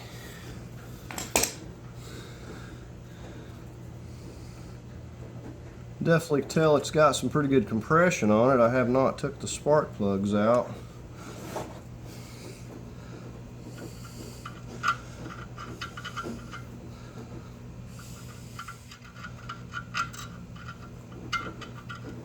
Okay, what's going on here?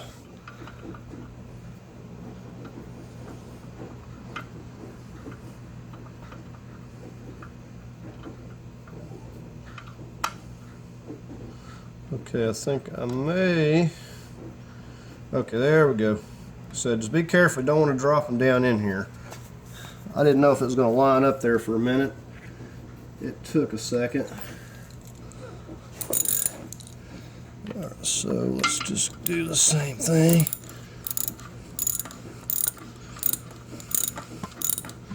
We'll snug it all the way down and then we'll just back it off just a little bit so it's not tight, because we don't want to have any alignment until we get them all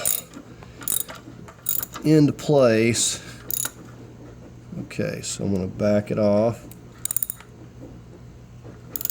just a little bit. Alright, now let's go ahead and rotate it.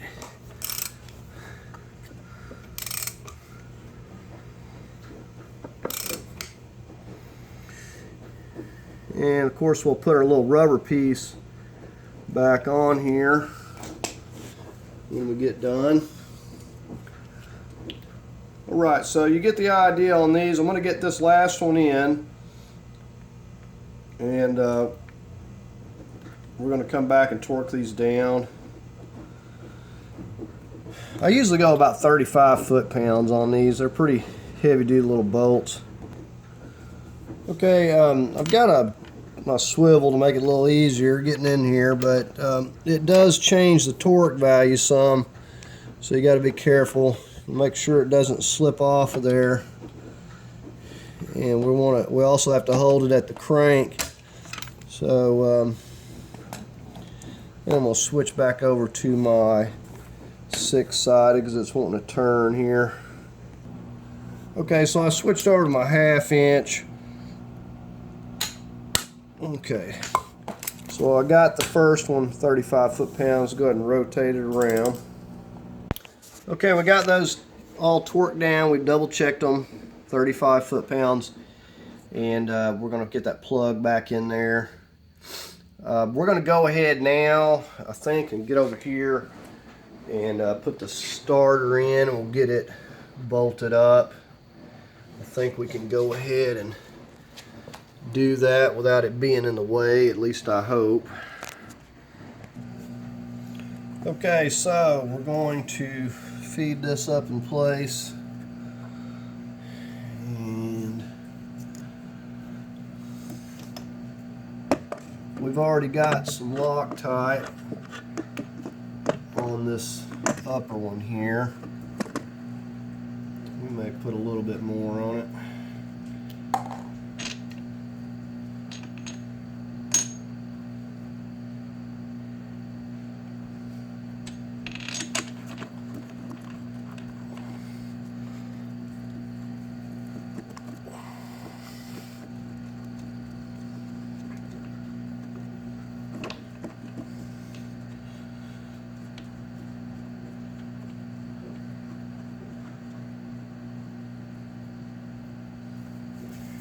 Seems like I've got a bracket on one of those too. I'll probably have to come back and revisit this, but I'm trying to get everything in place. Okay, so here is our bottom studded starter bolt.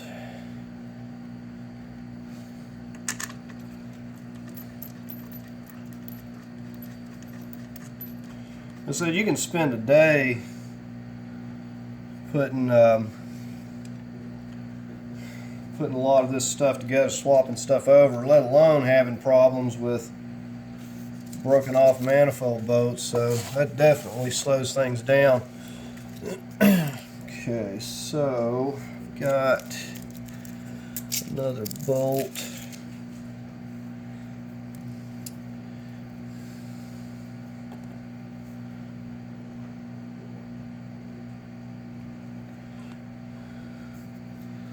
It's very weird, this has a gap right here. I think there's a piece missing.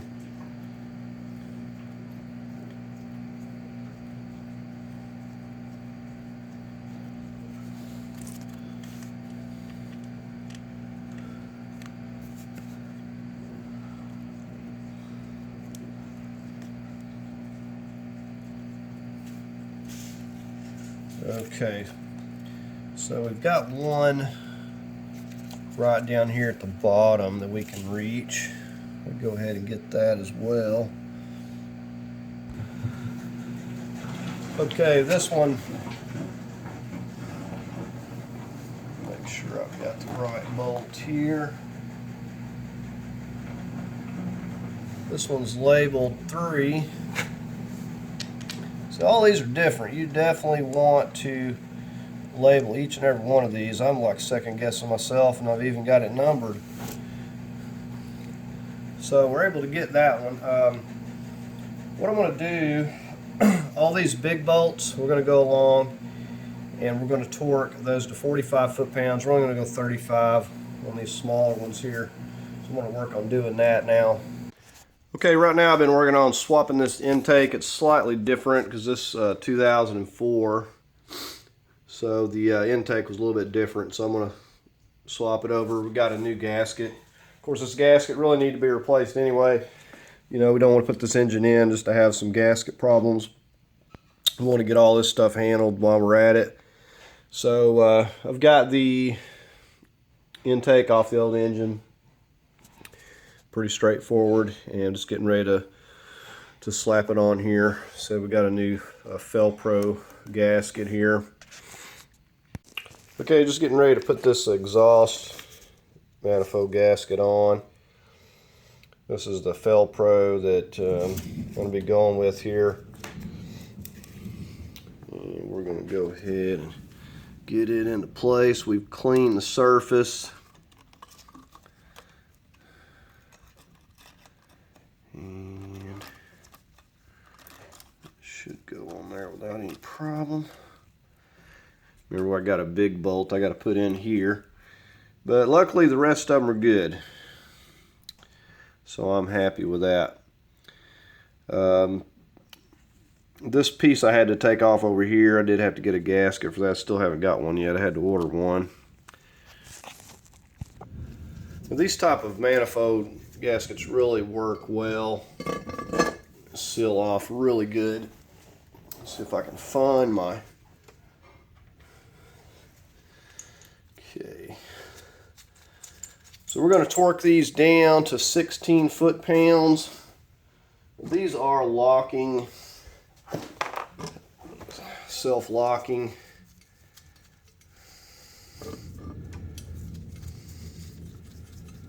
We'll get some of these started. One thing that I'm forgetting here is anti-seize. So we're going to go ahead and we're going to get that on here. Okay, so I got my anti-seize here. I'm going to start dousing these down. This really doesn't keep them from breaking. I think they just mainly break under stress and heat, but it sure helps with getting them back off next time. But these that were broken, they were already broke before they ever got removed. They were just sitting in there because they just snapped off once they started getting tucking loose.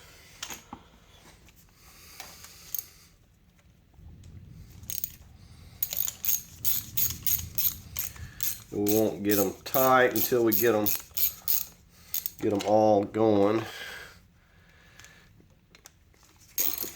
Tighten them all up at once.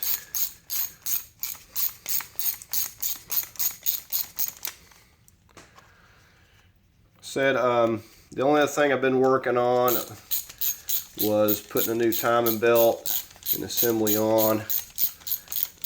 I did do a separate video on that. I would, if I was swapping engines, I would at the very least put a timing belt on. The other stuff, you know, you get by with. It's not just terrible, but the timing belt itself, I would definitely put on there, because those every 80,000 miles you want to replace.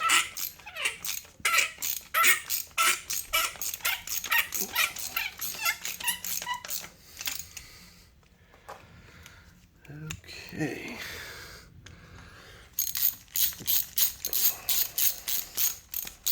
Looks like I'm missing one on the end down there too. I'm gonna have to hunt that one down.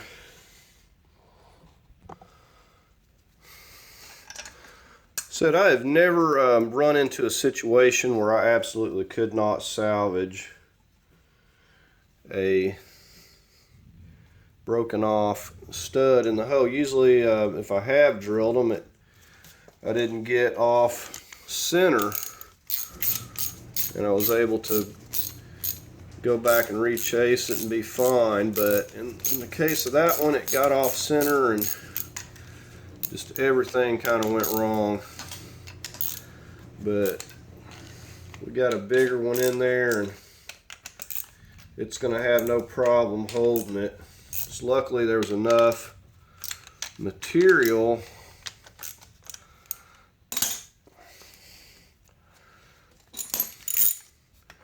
the last thing I want to do is get this thing cross-threaded.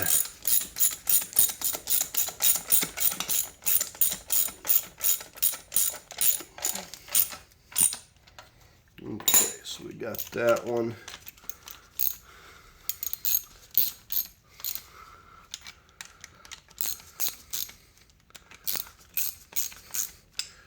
And we're snugging these. We kind of want to go from the middle out. When we torque them, we want to kind of zigzag them and work our way out to the sides. This anti-seize really gets to be a mess.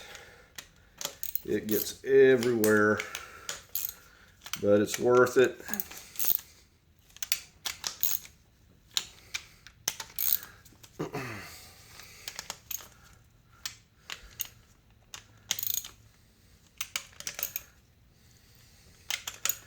The main thing is to start in the middle, zigzag out.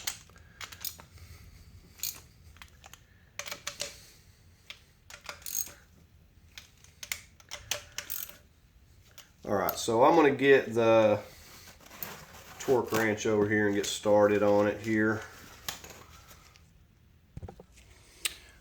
Alright, so we're set to 16. We're just going to start right here in the middle. And we'll have to go back over this several times. Go to this one here.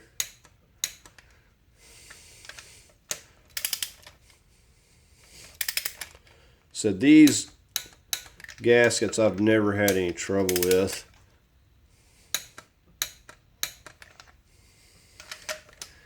They're quite a bit thicker.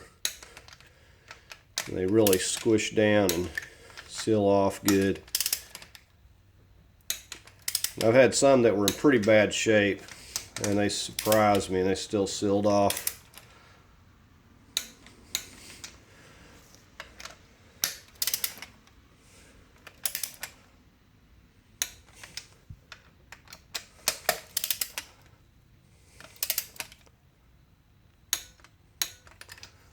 Okay, so let's start back in the middle again. Good.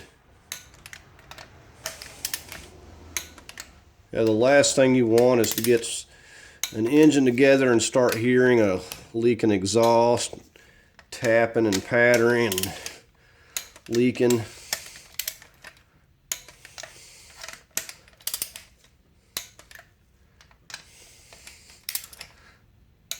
Alright, so I've double checked all these and they're good. It's got to get a 15 here.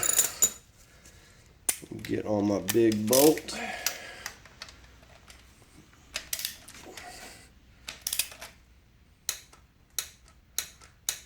Alright, so that's not going anywhere. Right, I'm going to get my dipstick back in here. We're going to get this hose right here reattached. Right now, the only thing we got to do is get down there and get our bolts in the bottom there. Okay, next thing we're going to get on the lower portion of this, putting this catalyst on this exhaust manifold. So we'll go ahead and get some anti-seize on these as well.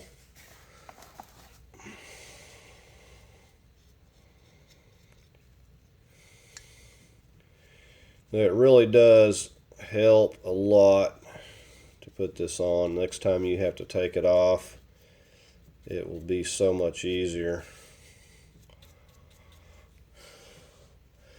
Okay, I did put a mark here and here, so of course it's really kind of hard to put it on wrong, but it'll only go one way.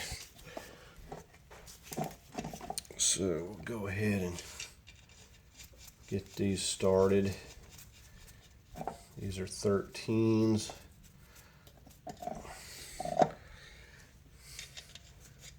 Just anything, you know, it's going to be more difficult to put this on in the vehicle. So putting the lower portion on, there's nothing to that, but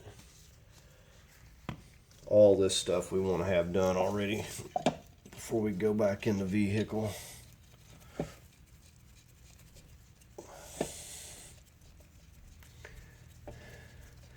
I'm going to snug these down to about 35 foot-pounds. Okay, I stand corrected. It's 14 millimeter. The sizes keep changing.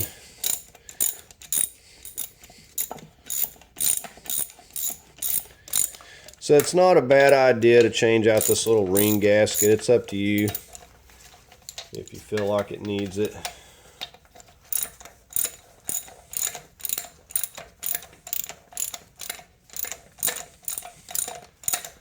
I'm going to get a longer extension back there. Starting with this back, I'm going to go 35.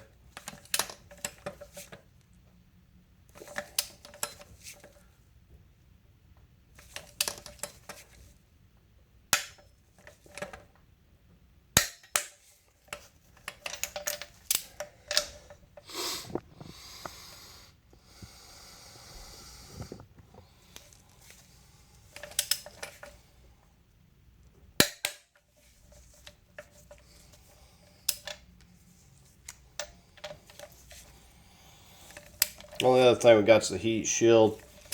Not going to put that on just quite yet. It's easy to put on, but it does kind of get in the way. And I want to make sure I got all my wiring and everything else out of the way first. Okay, we're getting ready to put this little thermostat housing back in place here. And we've got another gasket. It's a little bitty thing, had to order it. And so we're going to go ahead and just slap it on here and get this in place. Okay, so this was only like $1, I think, for this little seal. So, but if you take this off, it will leak. Anytime you disturb seals, they're all but certain to leak. So, got some Loctite.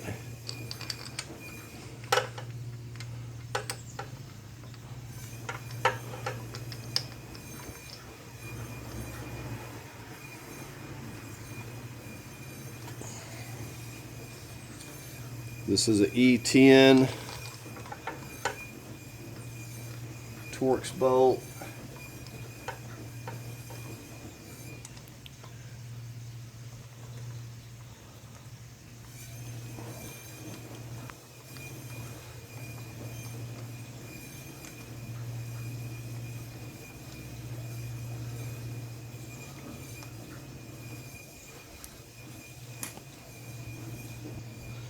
Okay, I'm just torquing these to 15 foot-pounds. You could probably go less.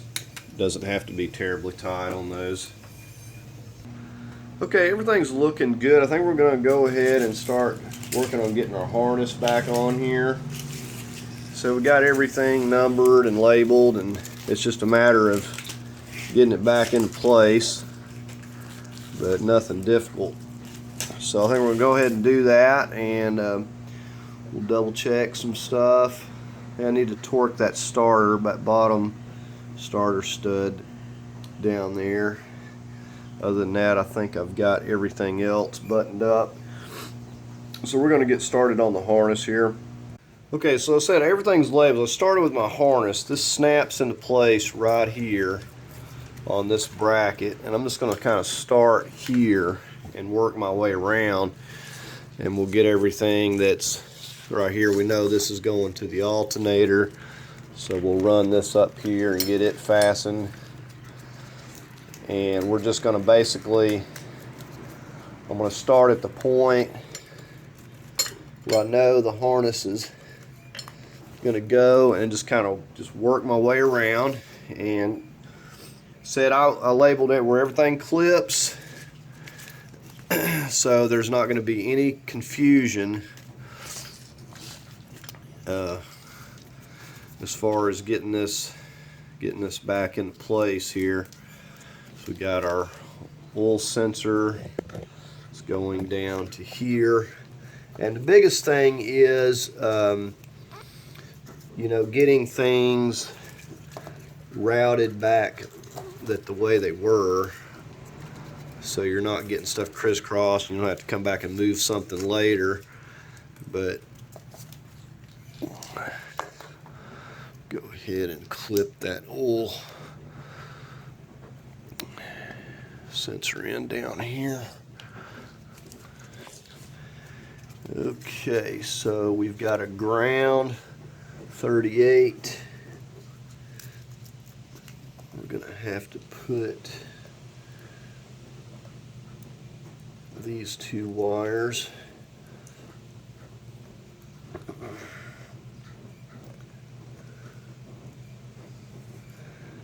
and you know, it's easy to check things over, you know, check and double check while you got it out here, but when you get it in the vehicle, it's not going to be so easy. So you want to check, double check, make sure you got everything right before you go to thinking about putting it in.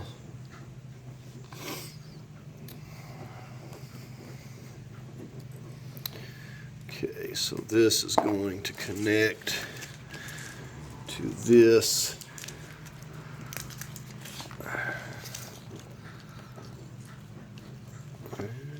Okay. Got a situation here with my connector. Okay, I had to look at my other engine. I was actually about to connect that wrong. It goes to this one. The knock sensor routes up to this one. That's why it wouldn't fit. So this one goes to something else here. I think it's the one up top. Okay, so I'm routing the wire up through here. I've got a place where this snaps down on this bracket that I've got labeled.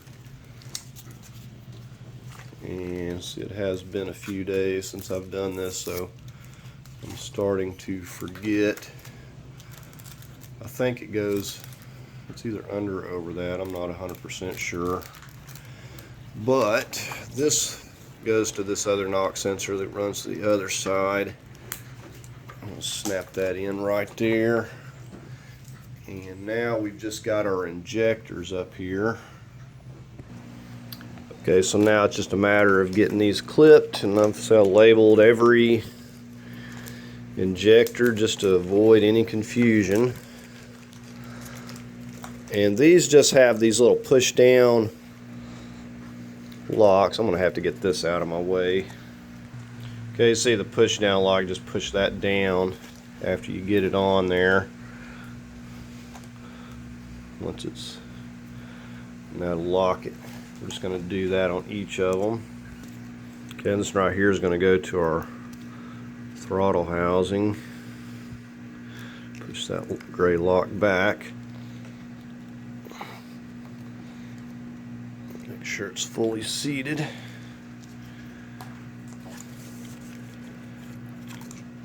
Okay, so let's get this one.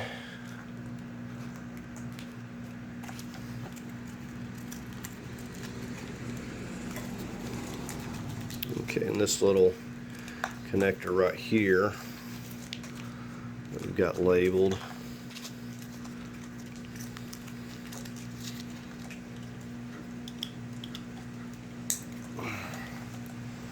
Kind of routes up underneath there, that wire going down. So we got one last. Okay, so all those are good. Okay, we'll just reattach this connector going back down in here between the valve cover. This one over here is going to our AC dryer over there, and this goes to the air box, so those stay out. Okay, I've got my other wire harness. Now there's a bracket here I've got number, but it actually goes on to that bolt right there. I'm going to take that bolt back out, and it just kind of bolts on there like so, but it has a spot for both of these harnesses to clip into. Like it's going to clip in right here. I've got this numbered as well. So we're going to route this. I'm going to get this bracket on here, and I'm going to route that around because that's how that's fastened. Okay, so I'm getting the nut on the ground onto that starter studded bolt there and putting the nut on there. Okay, I was working on putting that starter wire back on. Now in hindsight, I should have put that on before I put the starter. I actually had to remove the knock sensor to be able to get in there and tighten that 12mm up. This is a 13mm for this knock sensor, so I'm just going to put this back now. Okay, you see the way this position, it's got a stop right there. So now this, we're going to route up under this, and we're going to set it right, well, that snap right there. And now I'm getting this wire back over here connected to our alternator. You know, it's really easy to see what makes it difficult working on something. Once you get a lot of hoses and wires in a way, you just can't hardly see anything. Okay, right now I'm just connecting these two right here that go back in behind this. Okay, we're about to get my little blue connector back up onto this. Okay, I was just getting this little purple one back to the coil pack. We're just connecting these up. This one's going to go up here on our EGR.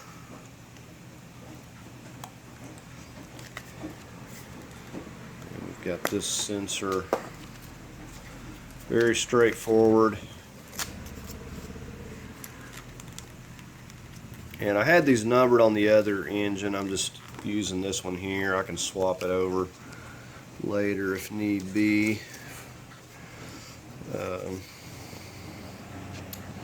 Okay, so this one, we got a number down here for it, so it clips down here. Now it could be that this needs to run underneath this one. Take it, or in front of it there. Okay, I routed that under that one, essentially. I like that better. I've got that snapped right down here. So this is just going to connect into that. Okay, I believe we got everything hooked up that we need here. I'm going to double check some stuff, and we're going to go ahead and get our spark plugs in and get our wires transferred over to this one. Okay, we're going to go ahead and set this heat shield on. And one thing I'll say, they're using these 1/4 inch size bolts, and I'm kind of impressed. At least they're using this size. Usually you see like the smallest size, like an M6, and you know they're all but certain that every one of them break the first time you ever have to remove it, and they usually do.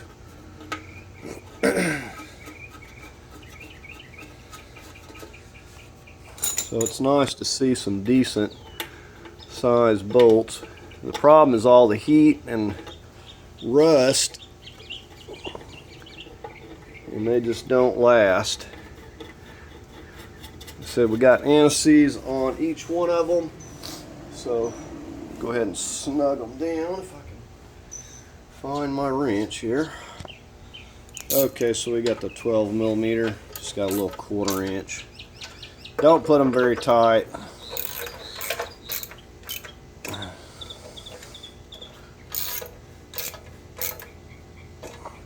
It's just to hold the heat shield. Okay, so also put this bracket back on. Remember I took that off because I had to get the extractor hold of that broken off stud, so it was in the way. So I got that back on, cleaned it up a little bit, and I'm glad that I actually took it off. The one that came with the engine had a broken off ear down there. It was cut off, looked like with a saw, and I hadn't even noticed it, so I had to swap the one off the other engine over there. But we're getting about ready. I think I've about got everything. I'll do some more checking everything over, but we're about to go ahead and hook up to it and get it back in the car here, I think.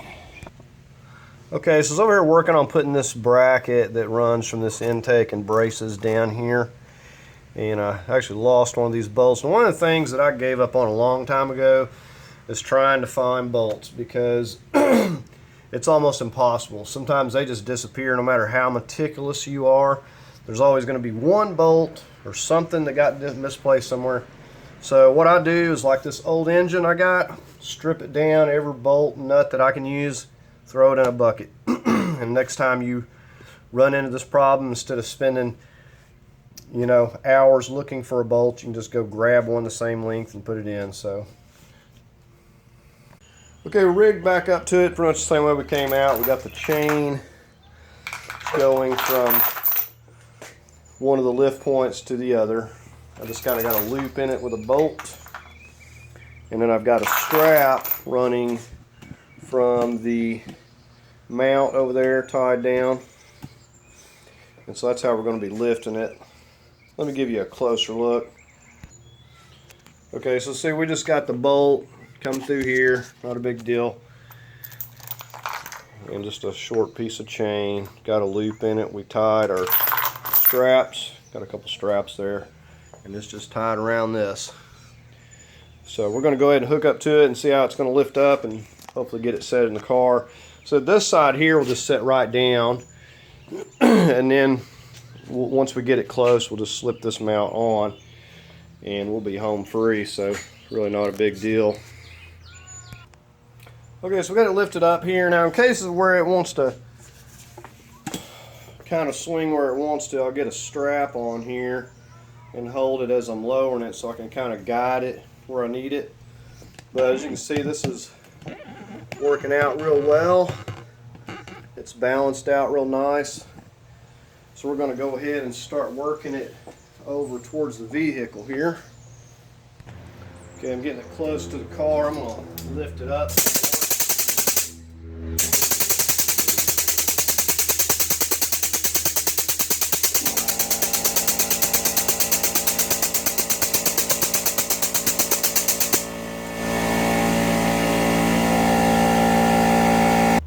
Okay, we kind of got the hood propped up a little bit higher there.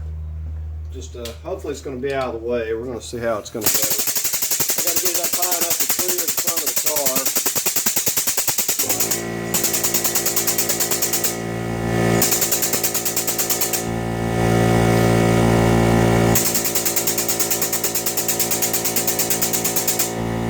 car. Alright, so I think we got it high enough. I'm going to just start working it in little by little here.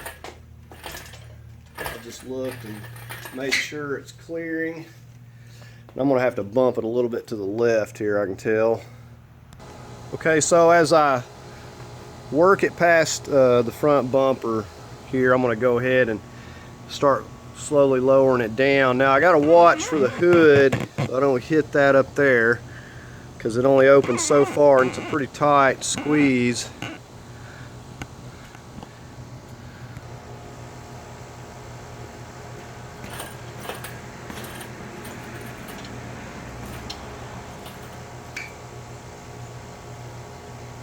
And I can tell my hood is going to be right in the way. I'm going to have to, probably hooked up to it a little bit different. I'm probably going to have to move that hood back or have somebody hold it, because it's going to be right in the way when I start lowering it down here, I'm afraid.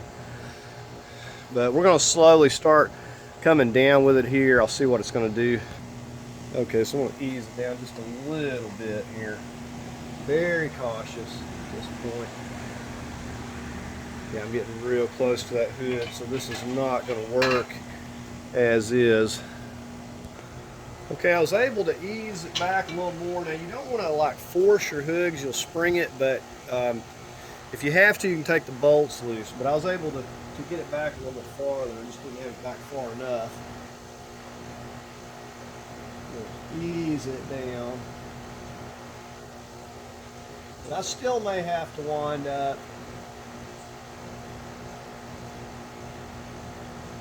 moving that hood, because it's going to be awfully close here, and it may be better just to take it loose and take it completely off, or take it loose and just fold it back a little more, or have somebody hold it, because I'm getting real close. I don't know what I'm doing differently here, but you can see I'm still clearing it, but I got to get it down a little bit farther here so I can move it up. So I got my exhaust.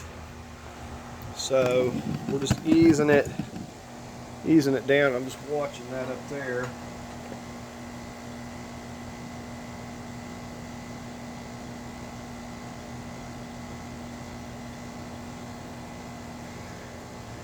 Okay, so now this is not going to work the way the hood is. So I'm going to get a marker and just mark my hood, and I'm going to take the bolts loose a little bit. I don't need to have them completely off, and I need to take it loose a little bit and prop it back a little farther, because it's just the way that it's working out here. That hood's is going to be right in my way, and I can't come forward with my lift any. Okay, so it was a no-go on the hood this time, so I just took the hood off. There was just no way to get any room there, so I'm going to go ahead and just move it where I need it and start lowering it down. Okay, now I got room here at this brake master cylinder, but I don't have a lot. I have to push the transmission this way as I'm lowering, or it will try to hit it. Okay, so we're going to see if we can't start lowering this down a little bit here. It's very slowly. And you got to keep in mind, as you're lowering it, it's also moving back. So you have to keep readjusting it, pulling it back towards the front of the car. Otherwise, you're going to wind up hitting something at the back. Just easy does it. Better to go slow than have to fix something. And I've had to fix stuff before. Okay, so I'm clearing the master cylinder. I'm just pulling this up this way a little bit, the transmission, this part. Check the other side. Other side is good. Nothing in the way over there. Go down a little bit more.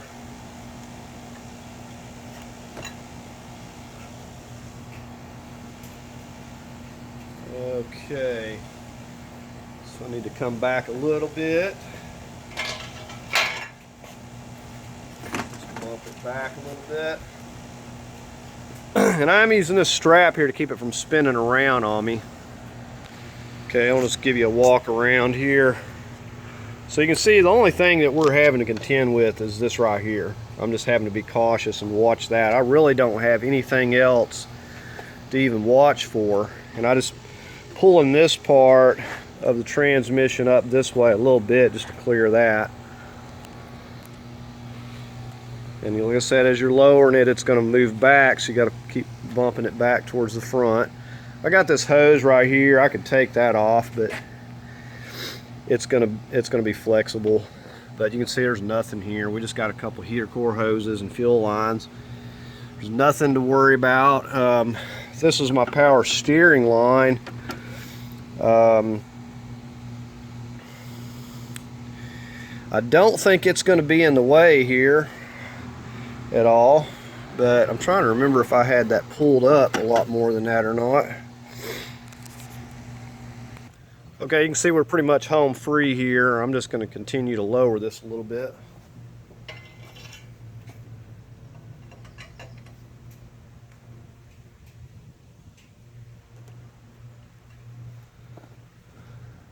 So we'll make sure that we're clearing that power steering line there.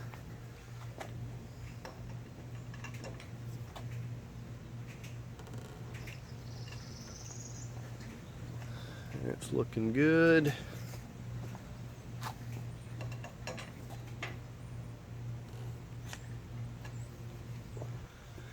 All right, so we're below it there a little bit now, so we shouldn't have anything hidden.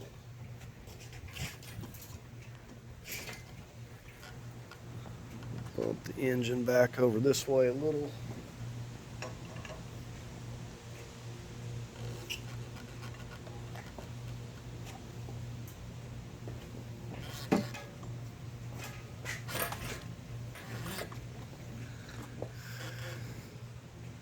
Okay, it's kind of wanting to twist around on me here.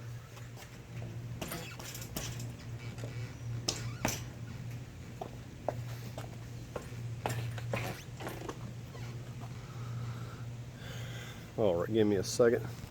Okay, I got it kind of lined up the way I like it here now. It was getting a little bit crooked because of my strap. And it is kind of a snug fit from side to side with the transmission. So as I get down here a little bit closer, I'm going to have to start bumping it over to the left.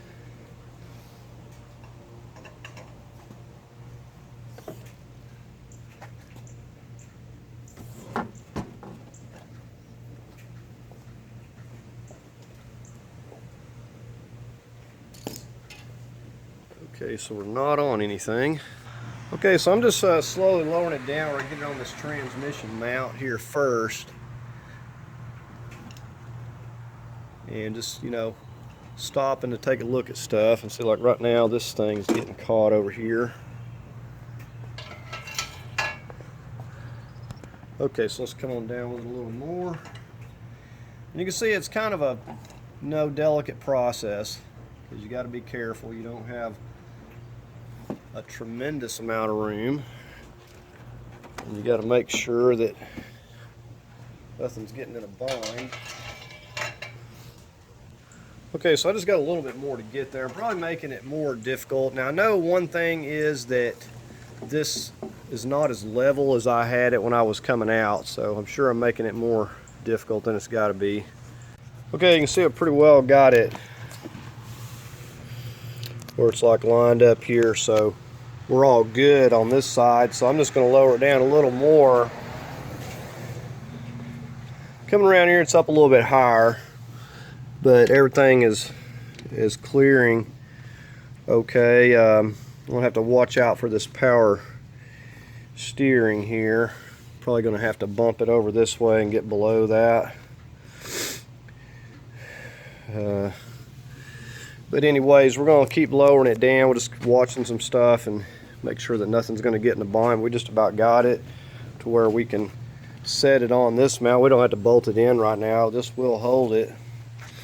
And I think we'll probably go ahead, once we get below this, we'll pop this upper mount on. It'll just set on here and we'll have it into alignment. So it's pretty simple and going in pretty easy.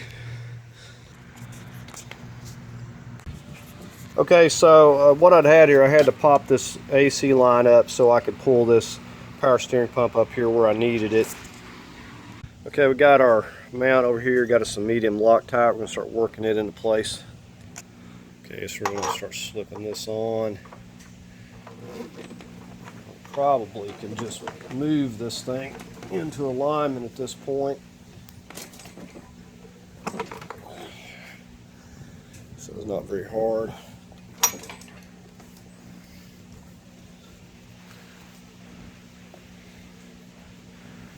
Okay, so get us some Loctite on here.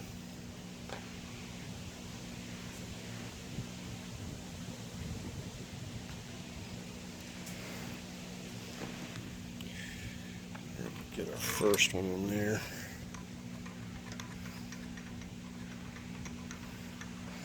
And we're not going to tighten these up until we get the other side to the transmission mount, get those started. And we're going to torque them all down about 35 foot-pounds all at once. Put medium Loctite on these nuts.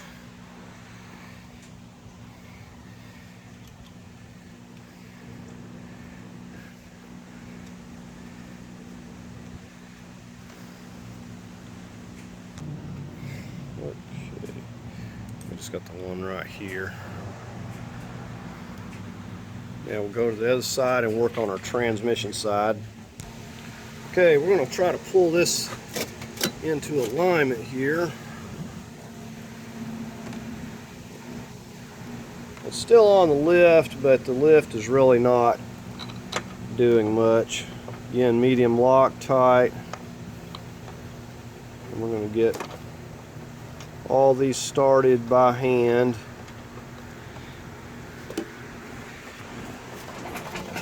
I'm just going to have to work it until it lines up. That one's not lining up for me.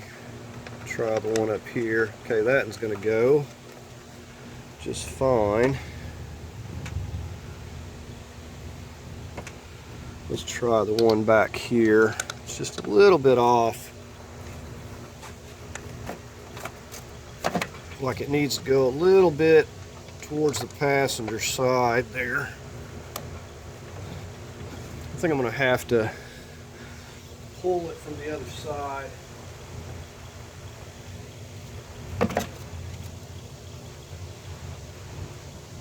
Remember, the driver's side is loose at this point, so this thing will move around quite a bit. We're just going to get them all started. And then we'll come back and we'll snug them all down at once.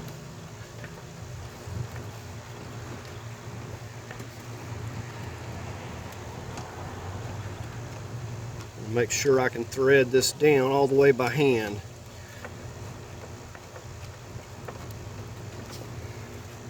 Okay. Okay, at this point I'm going to finish lowering the lift down here and just make sure that it's all the way down. I've got all the bolts started at this point. Of course, the torsion mounts and stuff aren't in, so this thing's going to rock around a little bit. Okay, I've got them all snug. As far as the driver's passenger side, we're going to go ahead and torque these down to 35 foot-pounds.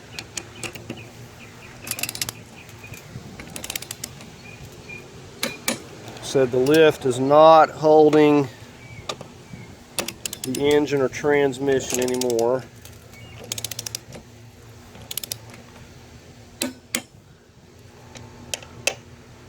Alright, so we just got this one right here.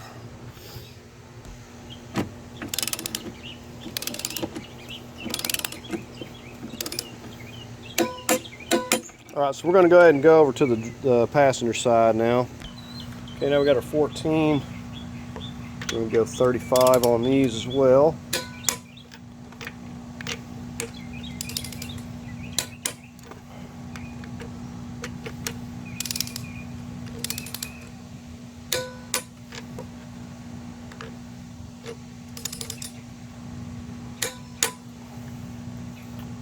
Alright. Okay, I've got the lift out of the way. Now, I'm just going to start just hooking up pretty much anything and everything that come to here. I already put this line back on. I was getting ready to mount this power steering. Got the bolt that goes right here. And then we've got a couple of bolts that come through the back side. We're going to Loctite those, get this mounted on. I think I'm going to maybe go ahead and get the AC compressor back on. And just working my way around here. We'll get these clamps back into place for this AC line. Once we get this, we may hook some stuff up here, or we may switch over to putting the torsion mounts on, getting it into place. But I will have to raise the car back up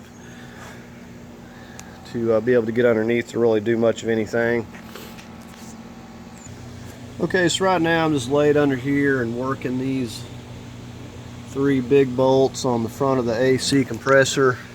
Just going to get them in loosely, and then we also have got to get back here. We got 3 more that come through this back side, so they want to make sure this compressor is never going to move.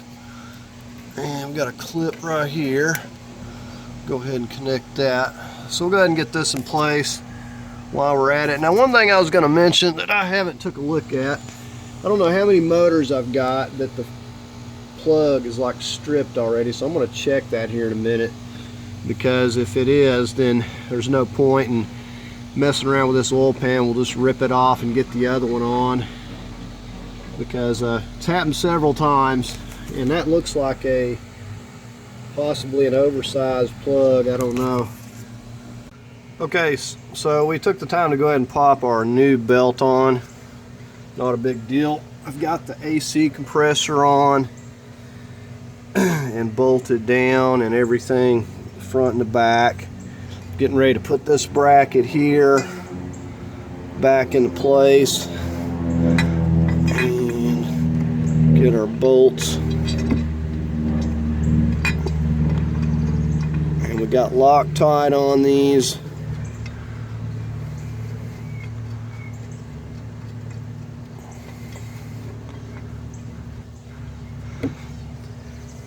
I was kind of thinking that it would have been better to go ahead and put the belt before I did this, but I don't know.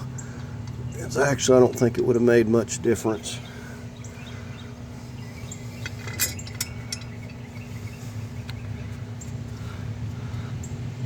Okay, so I'm going to go ahead and snug those 3 bolts up and torque that to 35 foot-pounds.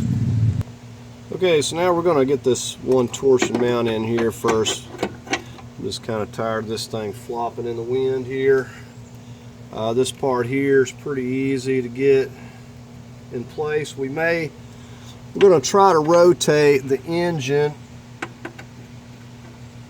by hand. Okay, I can't see what I'm doing here. Just a moment. Okay, well, I got that loosely, that bolt started in there, but I gotta get this moved enough where I can slip this in. I'm gonna see if I can't just move it by hand here, but we might actually have to get the jack or something over here to move it. Don't know if we'll be able to get enough slack. Okay. Let's try it a different way. We'll take this bolt back out. It's just really flopping around a lot with these mounts here out. Alright, let's take that out a second.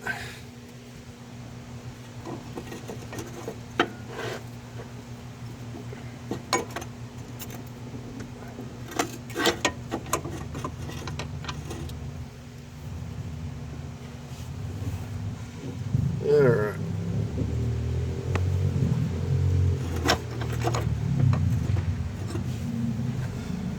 Alright, so I was able to pull that around by hand. We're just going to get our bolt through here with our nut. Get some Loctite on this.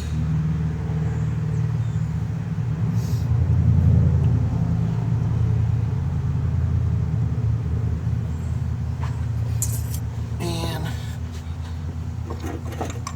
we'll get this one in here first.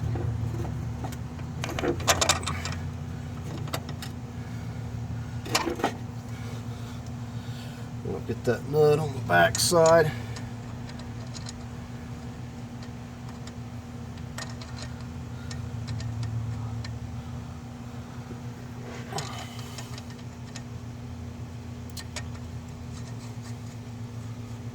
And I'll have to hold it there while I tighten that up.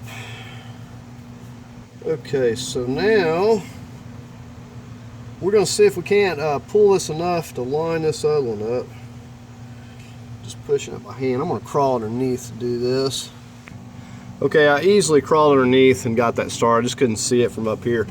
I'm going to leave it loose for the time being. I'm going to go ahead and torque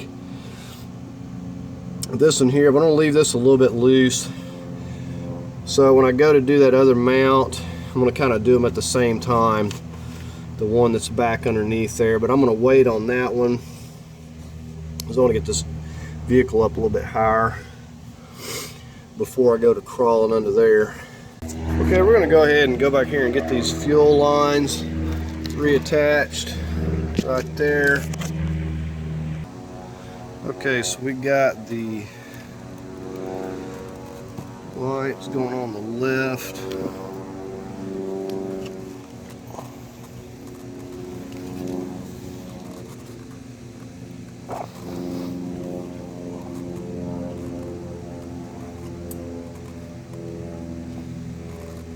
Okay, and we got the gray. It's going to go on to the right here.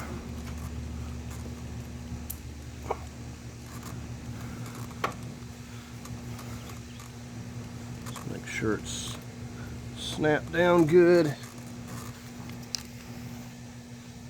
Okay, now we're going to go ahead and hook up this computer box here. Okay, I said these are color coded too.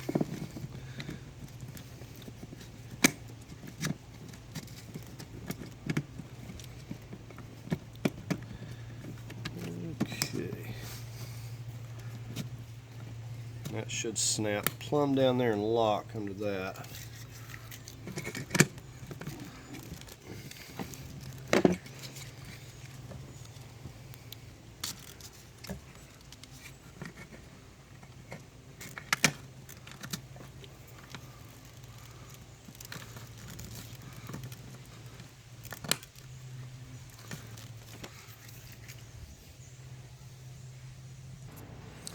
Okay, we got a lot of stuff to work on here. We may start hooking up this shifter cable next. Okay, so I'm just kind of routing it underneath here, under these wires, where it goes, and it just pushes in to that from the back side there. And we'll just move this lever. And we'll get our little pins. So right there, it just pushes in. We've got a pin that locks that. All right, let's see if we can push this back down on here.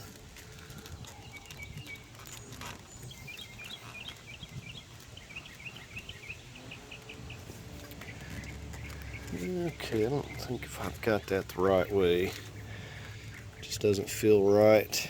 It went on there way too easy. Okay, it's supposed to go like that. Let me get something to tap it down with. See if we can.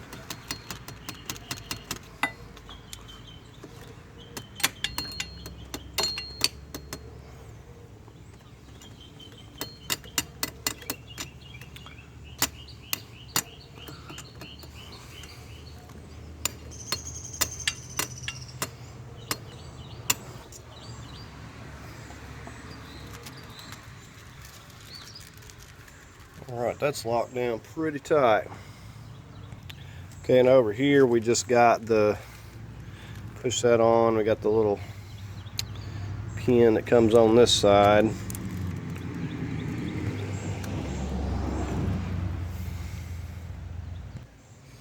Okay, I'm routing all my wires back into my box here. This connects over here like so, and we're going to reconnect each one of these to their spot. Well, one of my numbers looks like fell off. This one here.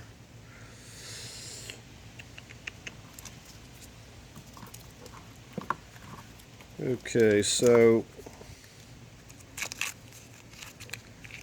I'm gonna have to get all these reconnected the way they go here, and then this is going to snap back down here. Okay, so we got all those back in place, and we're going to go ahead and set this back down on here, and we'll get our cover. We've got another one that's going to go here, and then we'll get on something else. Okay, I'm just going to stick this lid on here momentarily. I still got to do some other things before I lock this down. We've got down here, we got our connector right here. Figure out how this is going to run back around here.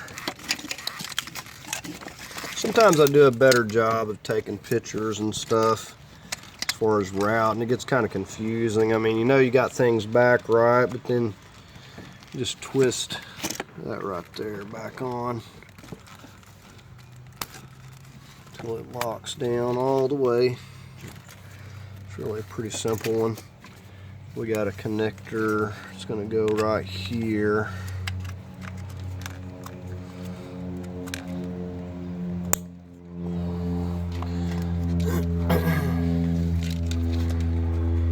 And sometimes we have to move stuff around again if we get something crossed.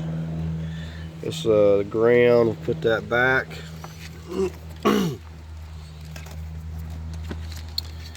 And we'll figure out where some of these are going as we go as far as routing. But I want to try to get everything back to the spot it was in.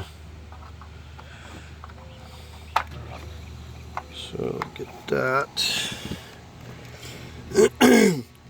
And the biggest trouble is getting things out of order, and then you have to wind up taking something back loose to do something else. So that's what I try to be cautious of.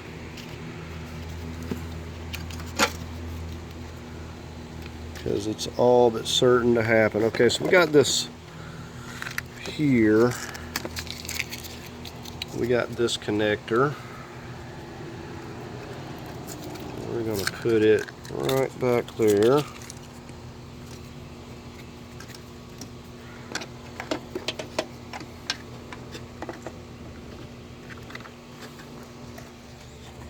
We'll just give that a snap. Okay, now this I can tell goes here. This box mounts here. I want to be kind of not getting too big of a hurry, because because I don't want to be having to take something back up to fasten something else down. So this is not labeled. It must have fell off. I know it connects to this, but I can't remember where exactly it was clipped at. So I'm gonna get this, I think I'm gonna get this box fastened down there, maybe, and then this one, and I'm gonna see if I can figure out where that routes. Okay, so I got that wire over here. I'm gonna have to look back through my video to figure out this one, or just stuff it out of the way because I don't remember where it went. So we got this connected. I think I may have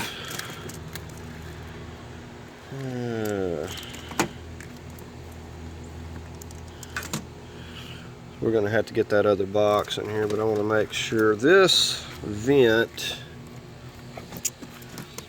was looped and running over the top of everything. It's a big long vent hose. The main thing is for it just to be up.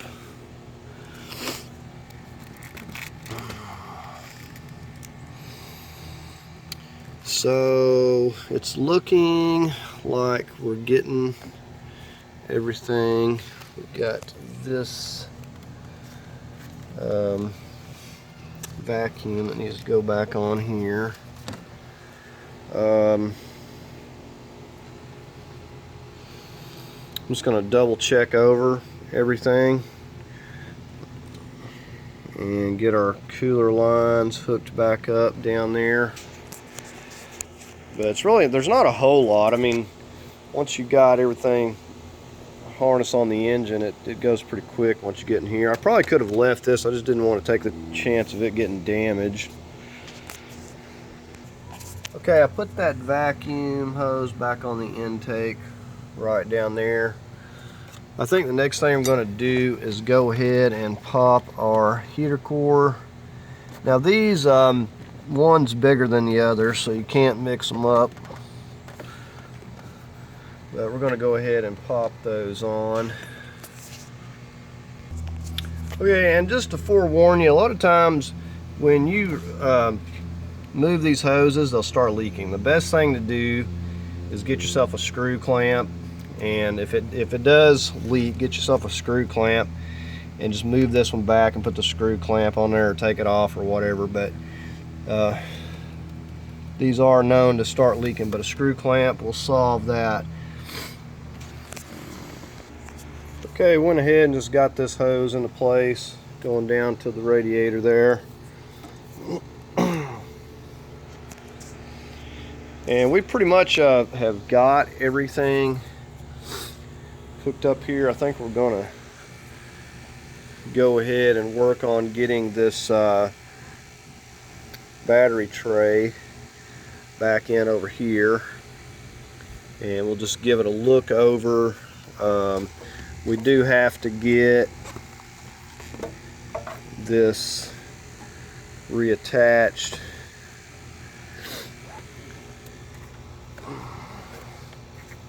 Going down to our line over here. Right there, it's right in the way where you can't see it, but that's got to reattach right there. Not a big deal. But let's see, we've got this connector right here. And these, like I said, go to the air box. This one goes right here to our AC.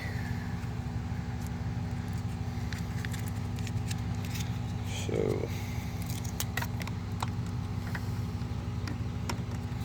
okay, so this goes up here to the air box. So and just we'll look everything over, and so I think the next thing we're going to do is go ahead and get our transmission cooler lines. They just, they're the washer on both sides. We'll just go ahead and reattach those, and just trying to get everything up here and before we lift the car up and finish up what we need from down below. It's really not a whole lot. There's not a whole lot left. Gotta get this cap off of here and reattach this.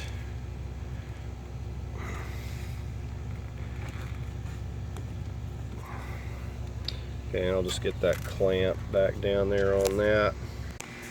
Okay, so I've just been working on putting this battery tray back in. I got these 3 bolts in and the one down there. The one up behind it's like way too difficult. These 3 will hold it. We slipped it underneath this box and put the 2 nuts back here. Pretty easy. And I was working on getting this hood back on. Just, I don't know if I show you my marks. Okay, so I just put a mark around it. Of course, we're going to verify that it's still closing right, but you know, anytime you move these, you can knock it out of whack a little bit. So we got the hood back on. Said our trans cooler lines are on. Got this hose on, got that hose on. The battery tray's in, so we pretty much, we're going to go ahead and get that overflow tank in next. Okay, so we got a new overflow tank. These are very cheap. It was like $15 or $16. I ordered it online. The old one, on top of having a lot of gunk in it, was so cloudy you couldn't see through it. So got another one. Said they're not very much, and it even comes with a new cap and everything too. So we'll go ahead and take our 10mm and fasten this down. It's getting dark. We may have time to pop a few CV axles in. Okay, so I'm not sure about the lid on this. I may have to get another one of these. It's either the lid. I know the old lid acts like it's not fastening down right. I might actually have to get another tank. I don't know if it's like a factory defect or something, but it doesn't appear that it's fastening, screwing down on there right. So anyways, we'll see how it does. Okay, so the old lid might possibly work, but I'm not for sure because that one that it came with didn't want to fasten down on it. We got this fastened to the bracket here. So I think I'm going to go ahead, I've still got some daylight, I'm going to go ahead and try to get the driver's side CV axle in. Okay, yesterday I'd run into a situation. I was going to start on the CV axles, but the hub that I thought was not going to be a problem was a problem. When I was getting the stubborn CV axle out, I dinged it up a little too much, and I thought I could just file it and get it to work, but would not fit, so I'm going to have to put a new hub and bearing on there. So, only thing I've done, I come out here and got my battery in. I've not hooked it up. We just got these little hooks, got it hooked down. That wire, I didn't know where it went. It just clips to the side of this battery tray, but it's fine where it's at. So I think the next thing that I'm gonna do up here, because I've ordered the bearing, I can't get on that, so I'm just gonna wait for now, but I'm gonna go ahead and get the air box set on here and get it hooked up to the one wire right there. It's pretty straightforward. We'll go ahead and get that set in place. Alright, so we just got this whole unit. And it just hooks right here. Got the little clamp.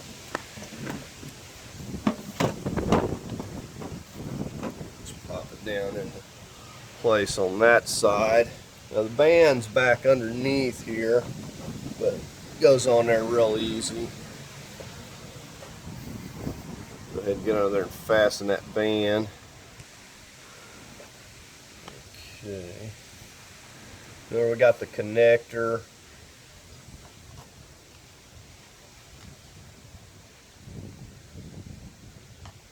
That's going to clip to this back.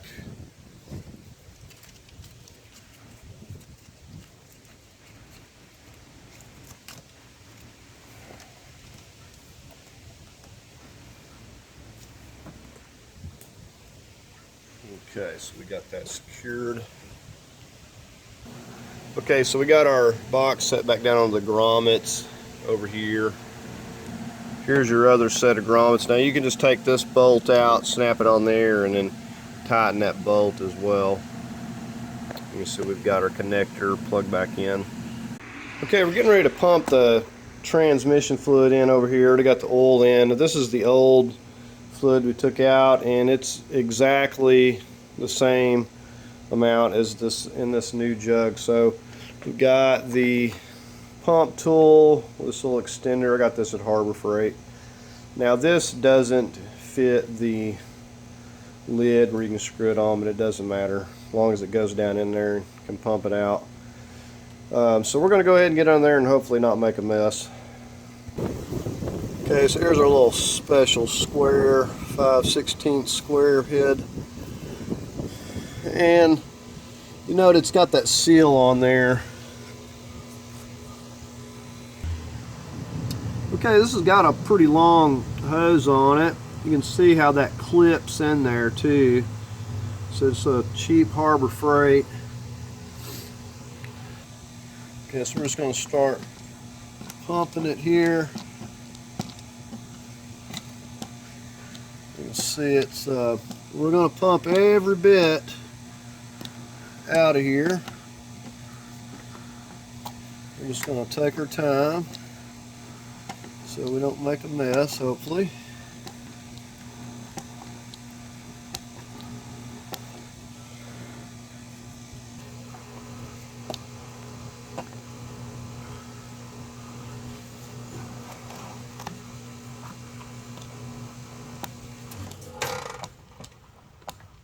I can just kind of watch this little sight window on the jug and see how much progress I'm making here.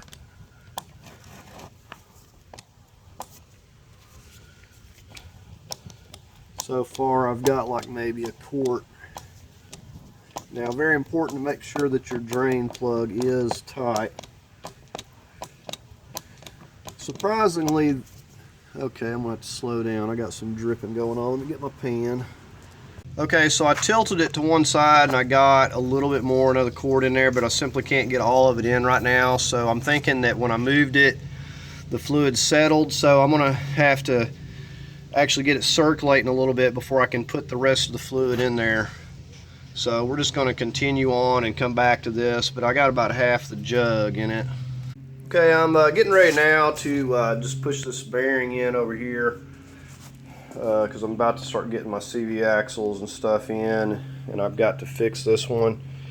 Now this is the size that I'm going to be pressing the new bearing. I just tested against that. It fits good, goes on the inside, and it does not hit, but it fits this perfectly. So I've had this in the freezer. We're going to go ahead and get this bearing out and start putting it in. Okay, I got me some assembly lube I'm going to put on this as I get it started. I'm going to just get that in here.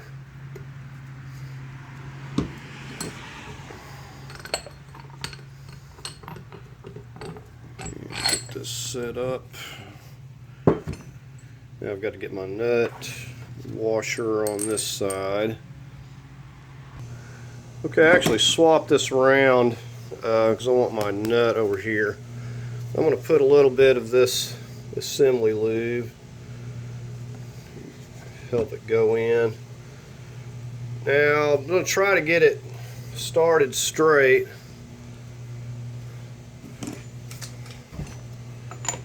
Because it's not going to want to line itself up without. Let me take a look at it. Okay, I had to work with it here just a second. Now I don't have this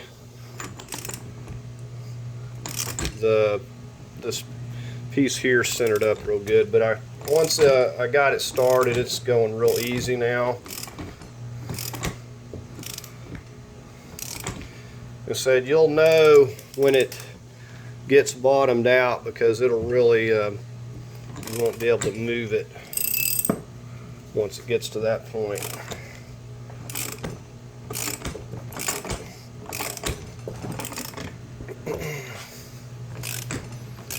But considering how hard it was to get it out of there, this is going pretty well.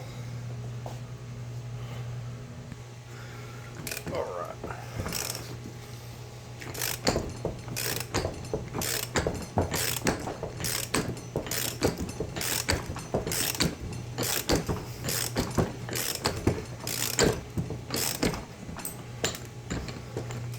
Okay, so I've still got a good ½ inch or more to go there.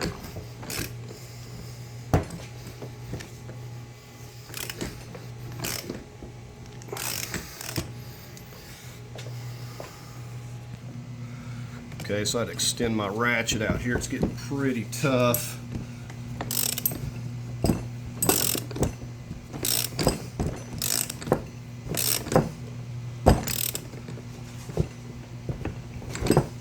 Really getting quite tough as it's getting towards the end of it here. You might even have to set it on the floor, kind of wedging it up against the back of this plywood here. It's helping. Now before I can go past the front of this lip here, I'm going to have to recenter up my arbor here. Okay, so we just got a little bit farther to go, but it's really fighting this last little bit.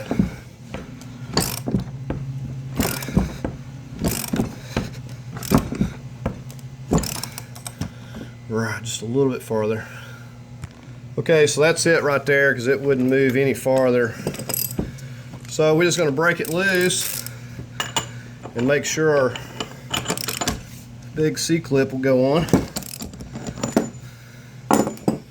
As long as it fits in there, and I can see the groove from here.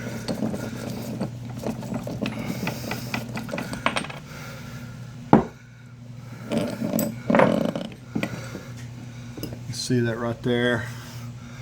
So we'll go ahead and get our big clip in there now. Okay, now we got to get this big spring clamp in here. The last time I did this, it bent my pliers, so we'll see how this goes. Oh wow.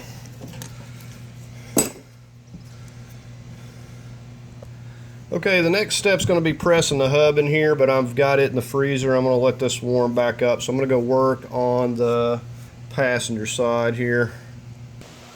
Okay, so we got this end cleaned off. We're going to go right up through here, and then we'll go ahead and get under the car and feed that into the transmission there. Okay.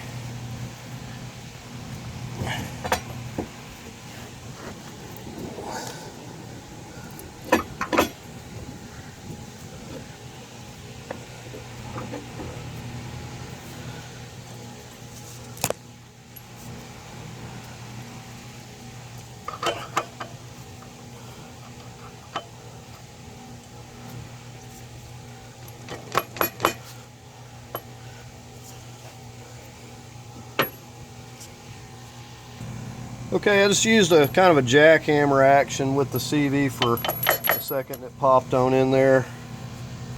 Okay, we're gonna spray this down with some white lithium grease.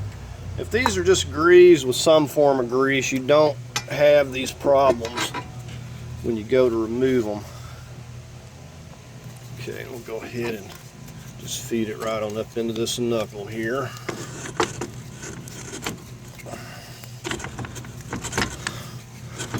Okay, now I am going to have to get my medium Loctite for these bolts. Okay, now we're just going to go ahead and line this on up. Okay, we do have Loctite on that. I think these are self-locking, but I always just like to use the Loctite just to be safe. Alright, you'll need to pull this. Don't be surprised if you're not needing alignment after you replace this engine. Not a bad idea to at least have it checked.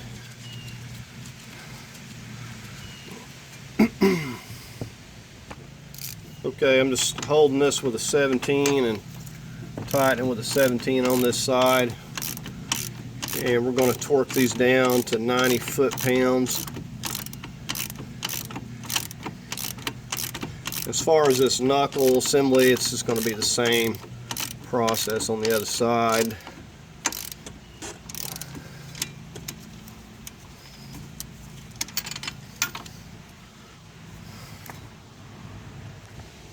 Alright, I'm just getting ready to torque these. I'll have to, got 90 foot-pounds.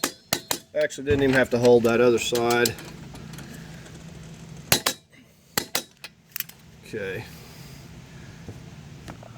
Right, I'm going to go ahead and slip this back on. Just going to snug it down a little bit. Won't be able to torque it until we get it down on the ground. These call for like 220 foot-pounds. And if you don't have a torque wrench that goes up to that type of torque, you can take and use a big breaker bar and just get it really tight. Okay, we're going to go ahead and slip this rotor on and make sure that little hole for our little Phillips lines up there. I'm going to put a little bit of Loctite on this.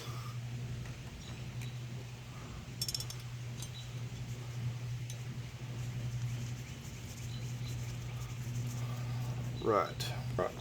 So go ahead and tighten this down.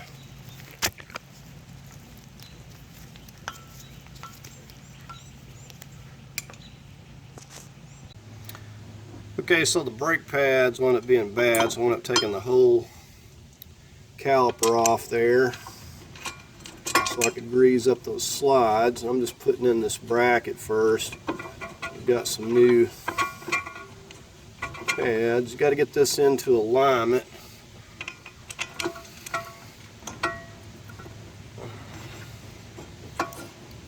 And I don't have it there yet.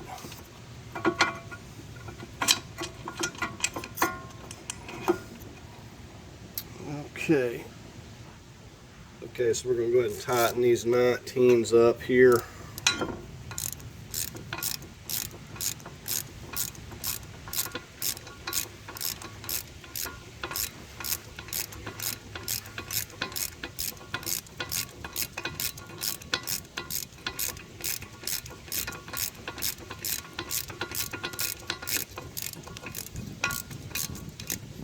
Okay, get on this lower one.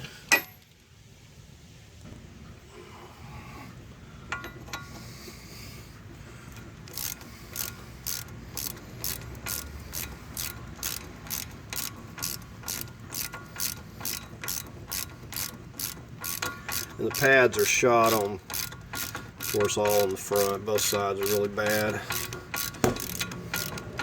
But it's good to catch these things, you know, while you're at it, so you're not having to come back in here later. Okay, I'm going to go ahead and torque these both down. I'm going to go 100 foot-pounds. Usually these type of bolts will go 120 to 130. Really, judging by the size of this bolt, I don't think 100 is going to hurt it.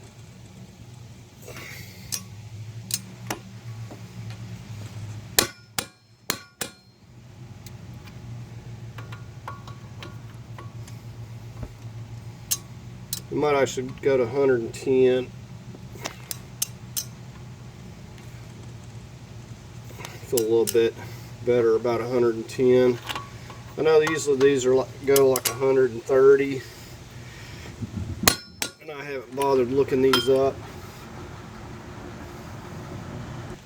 Okay, you got our new pads set on there. Pretty straightforward on these. Like I said, I took the whole thing apart so I could lube these slides up.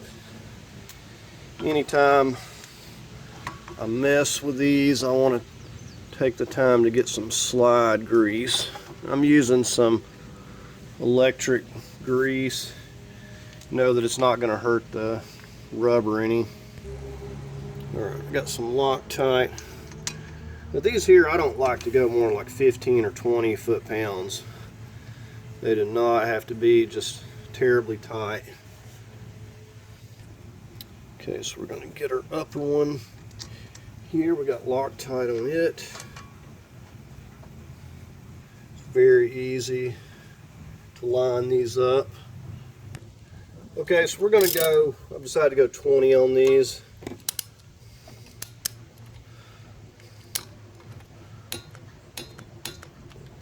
Okay, so that's good enough. You can see this is...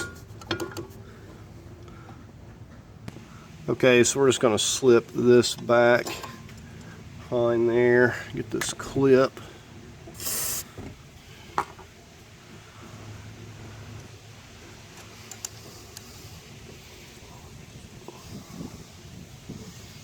Okay, let's see if we can tap this in place.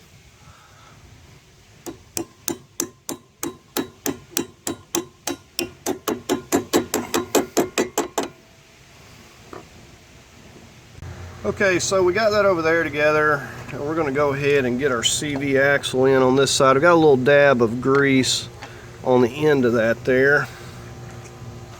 Okay, so I've got it lined up. I'm just going to take my rubber mallet, finish knocking this all the way in.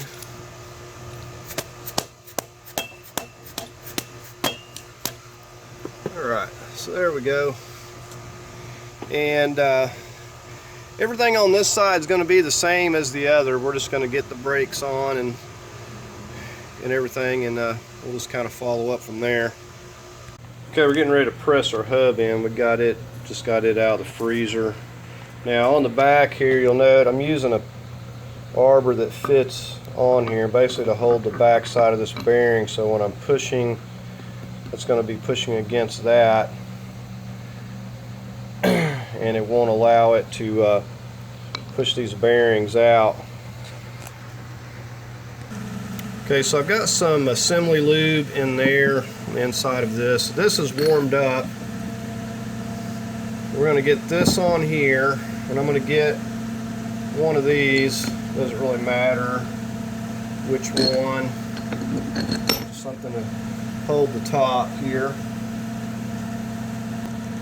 Okay, so I'm just getting this on here, and I'm going to get on the back and hold it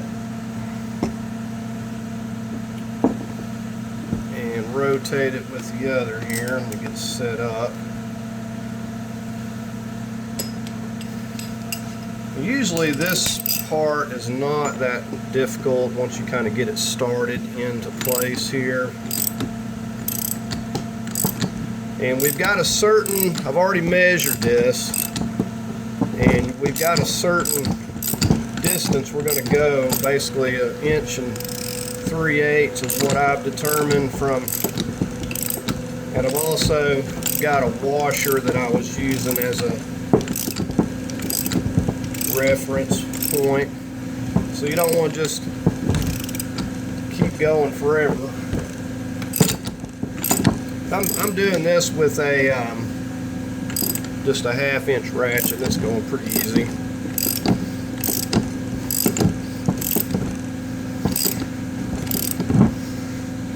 Now there may in fact be a stopping point, but I'm going to measure this. Okay, I've still got about a 1/2 inch to go according to my measurement there.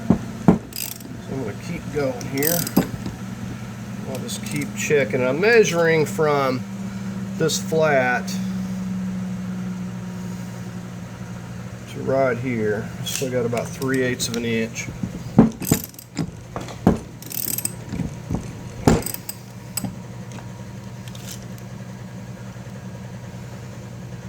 About 1/4 of an inch.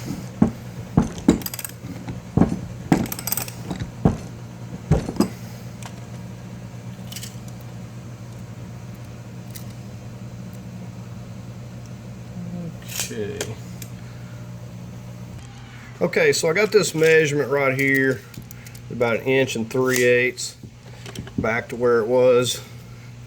So we're going to call that good right there. Okay, so we'll go ahead and remove all this. And actually, I think the last time I done one of these, the hub was harder to put in than the bearing. In this case, it was the opposite. But we got it anyways. I will say that it's much easier just to get yourself a whole knuckle if you mess one of these up. We're going to go ahead and get this on the car and basically do the same thing we did on the other side, so we'll just pick up from there. Okay, I'm just getting ready to set the exhaust down here. I got some anti-seize on here. I'm just going to get this front up into place and work that back on. Okay, so we're going to be slipping this end back down here.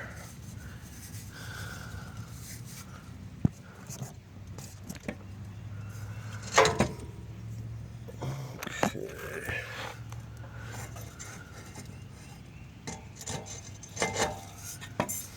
There we go. We'll get our front up here into place.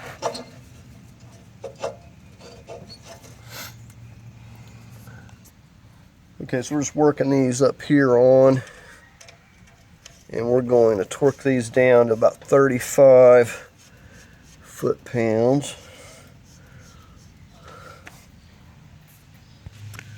And we got this connector right here that hooks up here onto the radiator.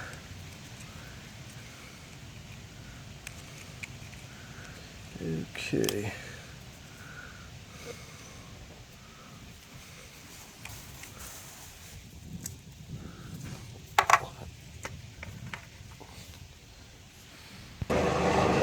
Okay, so I'm just back here behind, next to the muffler. I'm just putting these 14 millimeters on here, and then we're going to torque these down.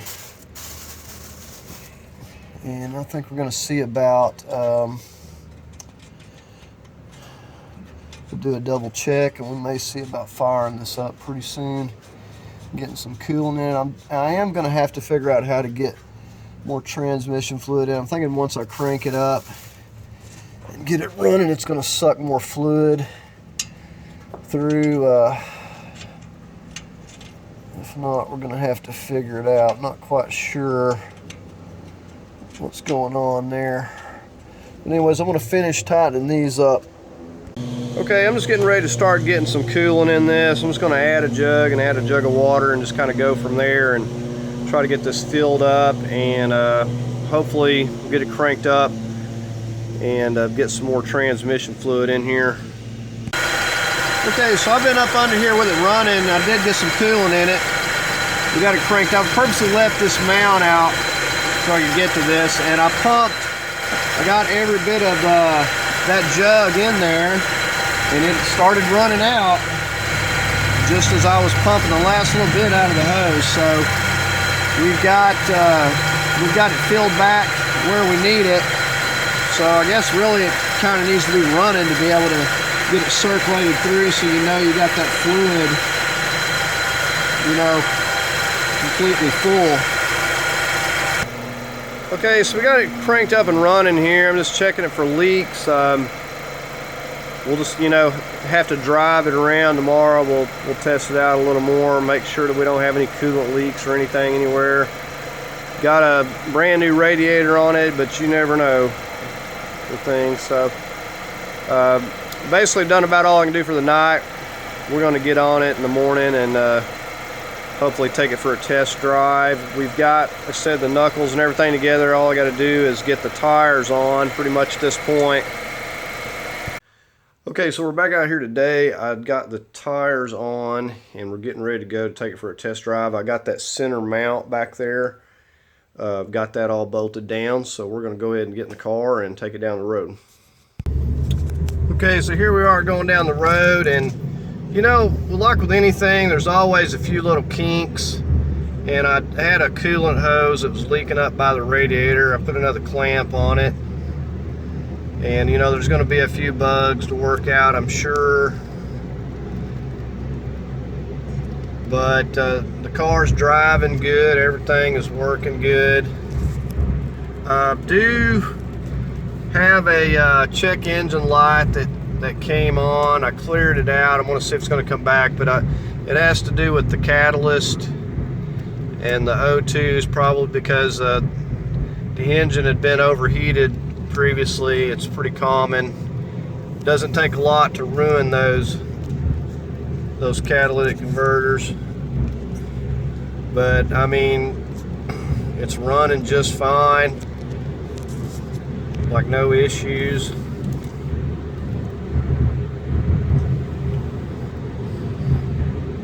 So this is like the second time I've took it down the road.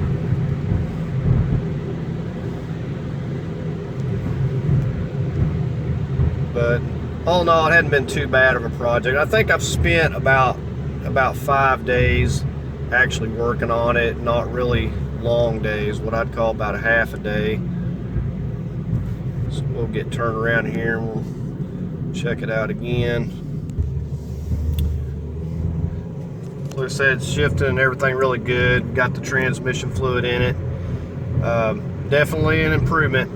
But I know when it had been running, but then all of a sudden it stalled out, didn't want to start. When it did, it was smoking like crazy, and that's when I discovered that there was coolant all down in the cylinders. Now, when I initially cranked it up, it was smoking, and it took a few cranks to get it started, which is not uncommon.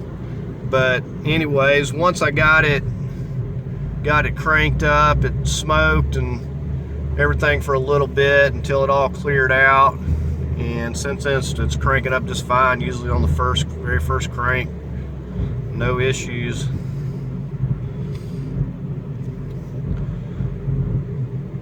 So like I said, it's been a pretty good little project. I don't know if I talked about the engine pricing. These engines are real expensive. This was a $1,400 engine, just the engine alone, and then there's always other parts and, you know, fluid and everything like that. I think we're up to about $1,800 altogether, which I don't think it's too bad. You know, it's a really nice little car, really good on gas. But anyway, just want to show you going down the road in this thing. Okay, so that's going to do it on this video on replacing the engine, this 2008 Suzuki Forenza.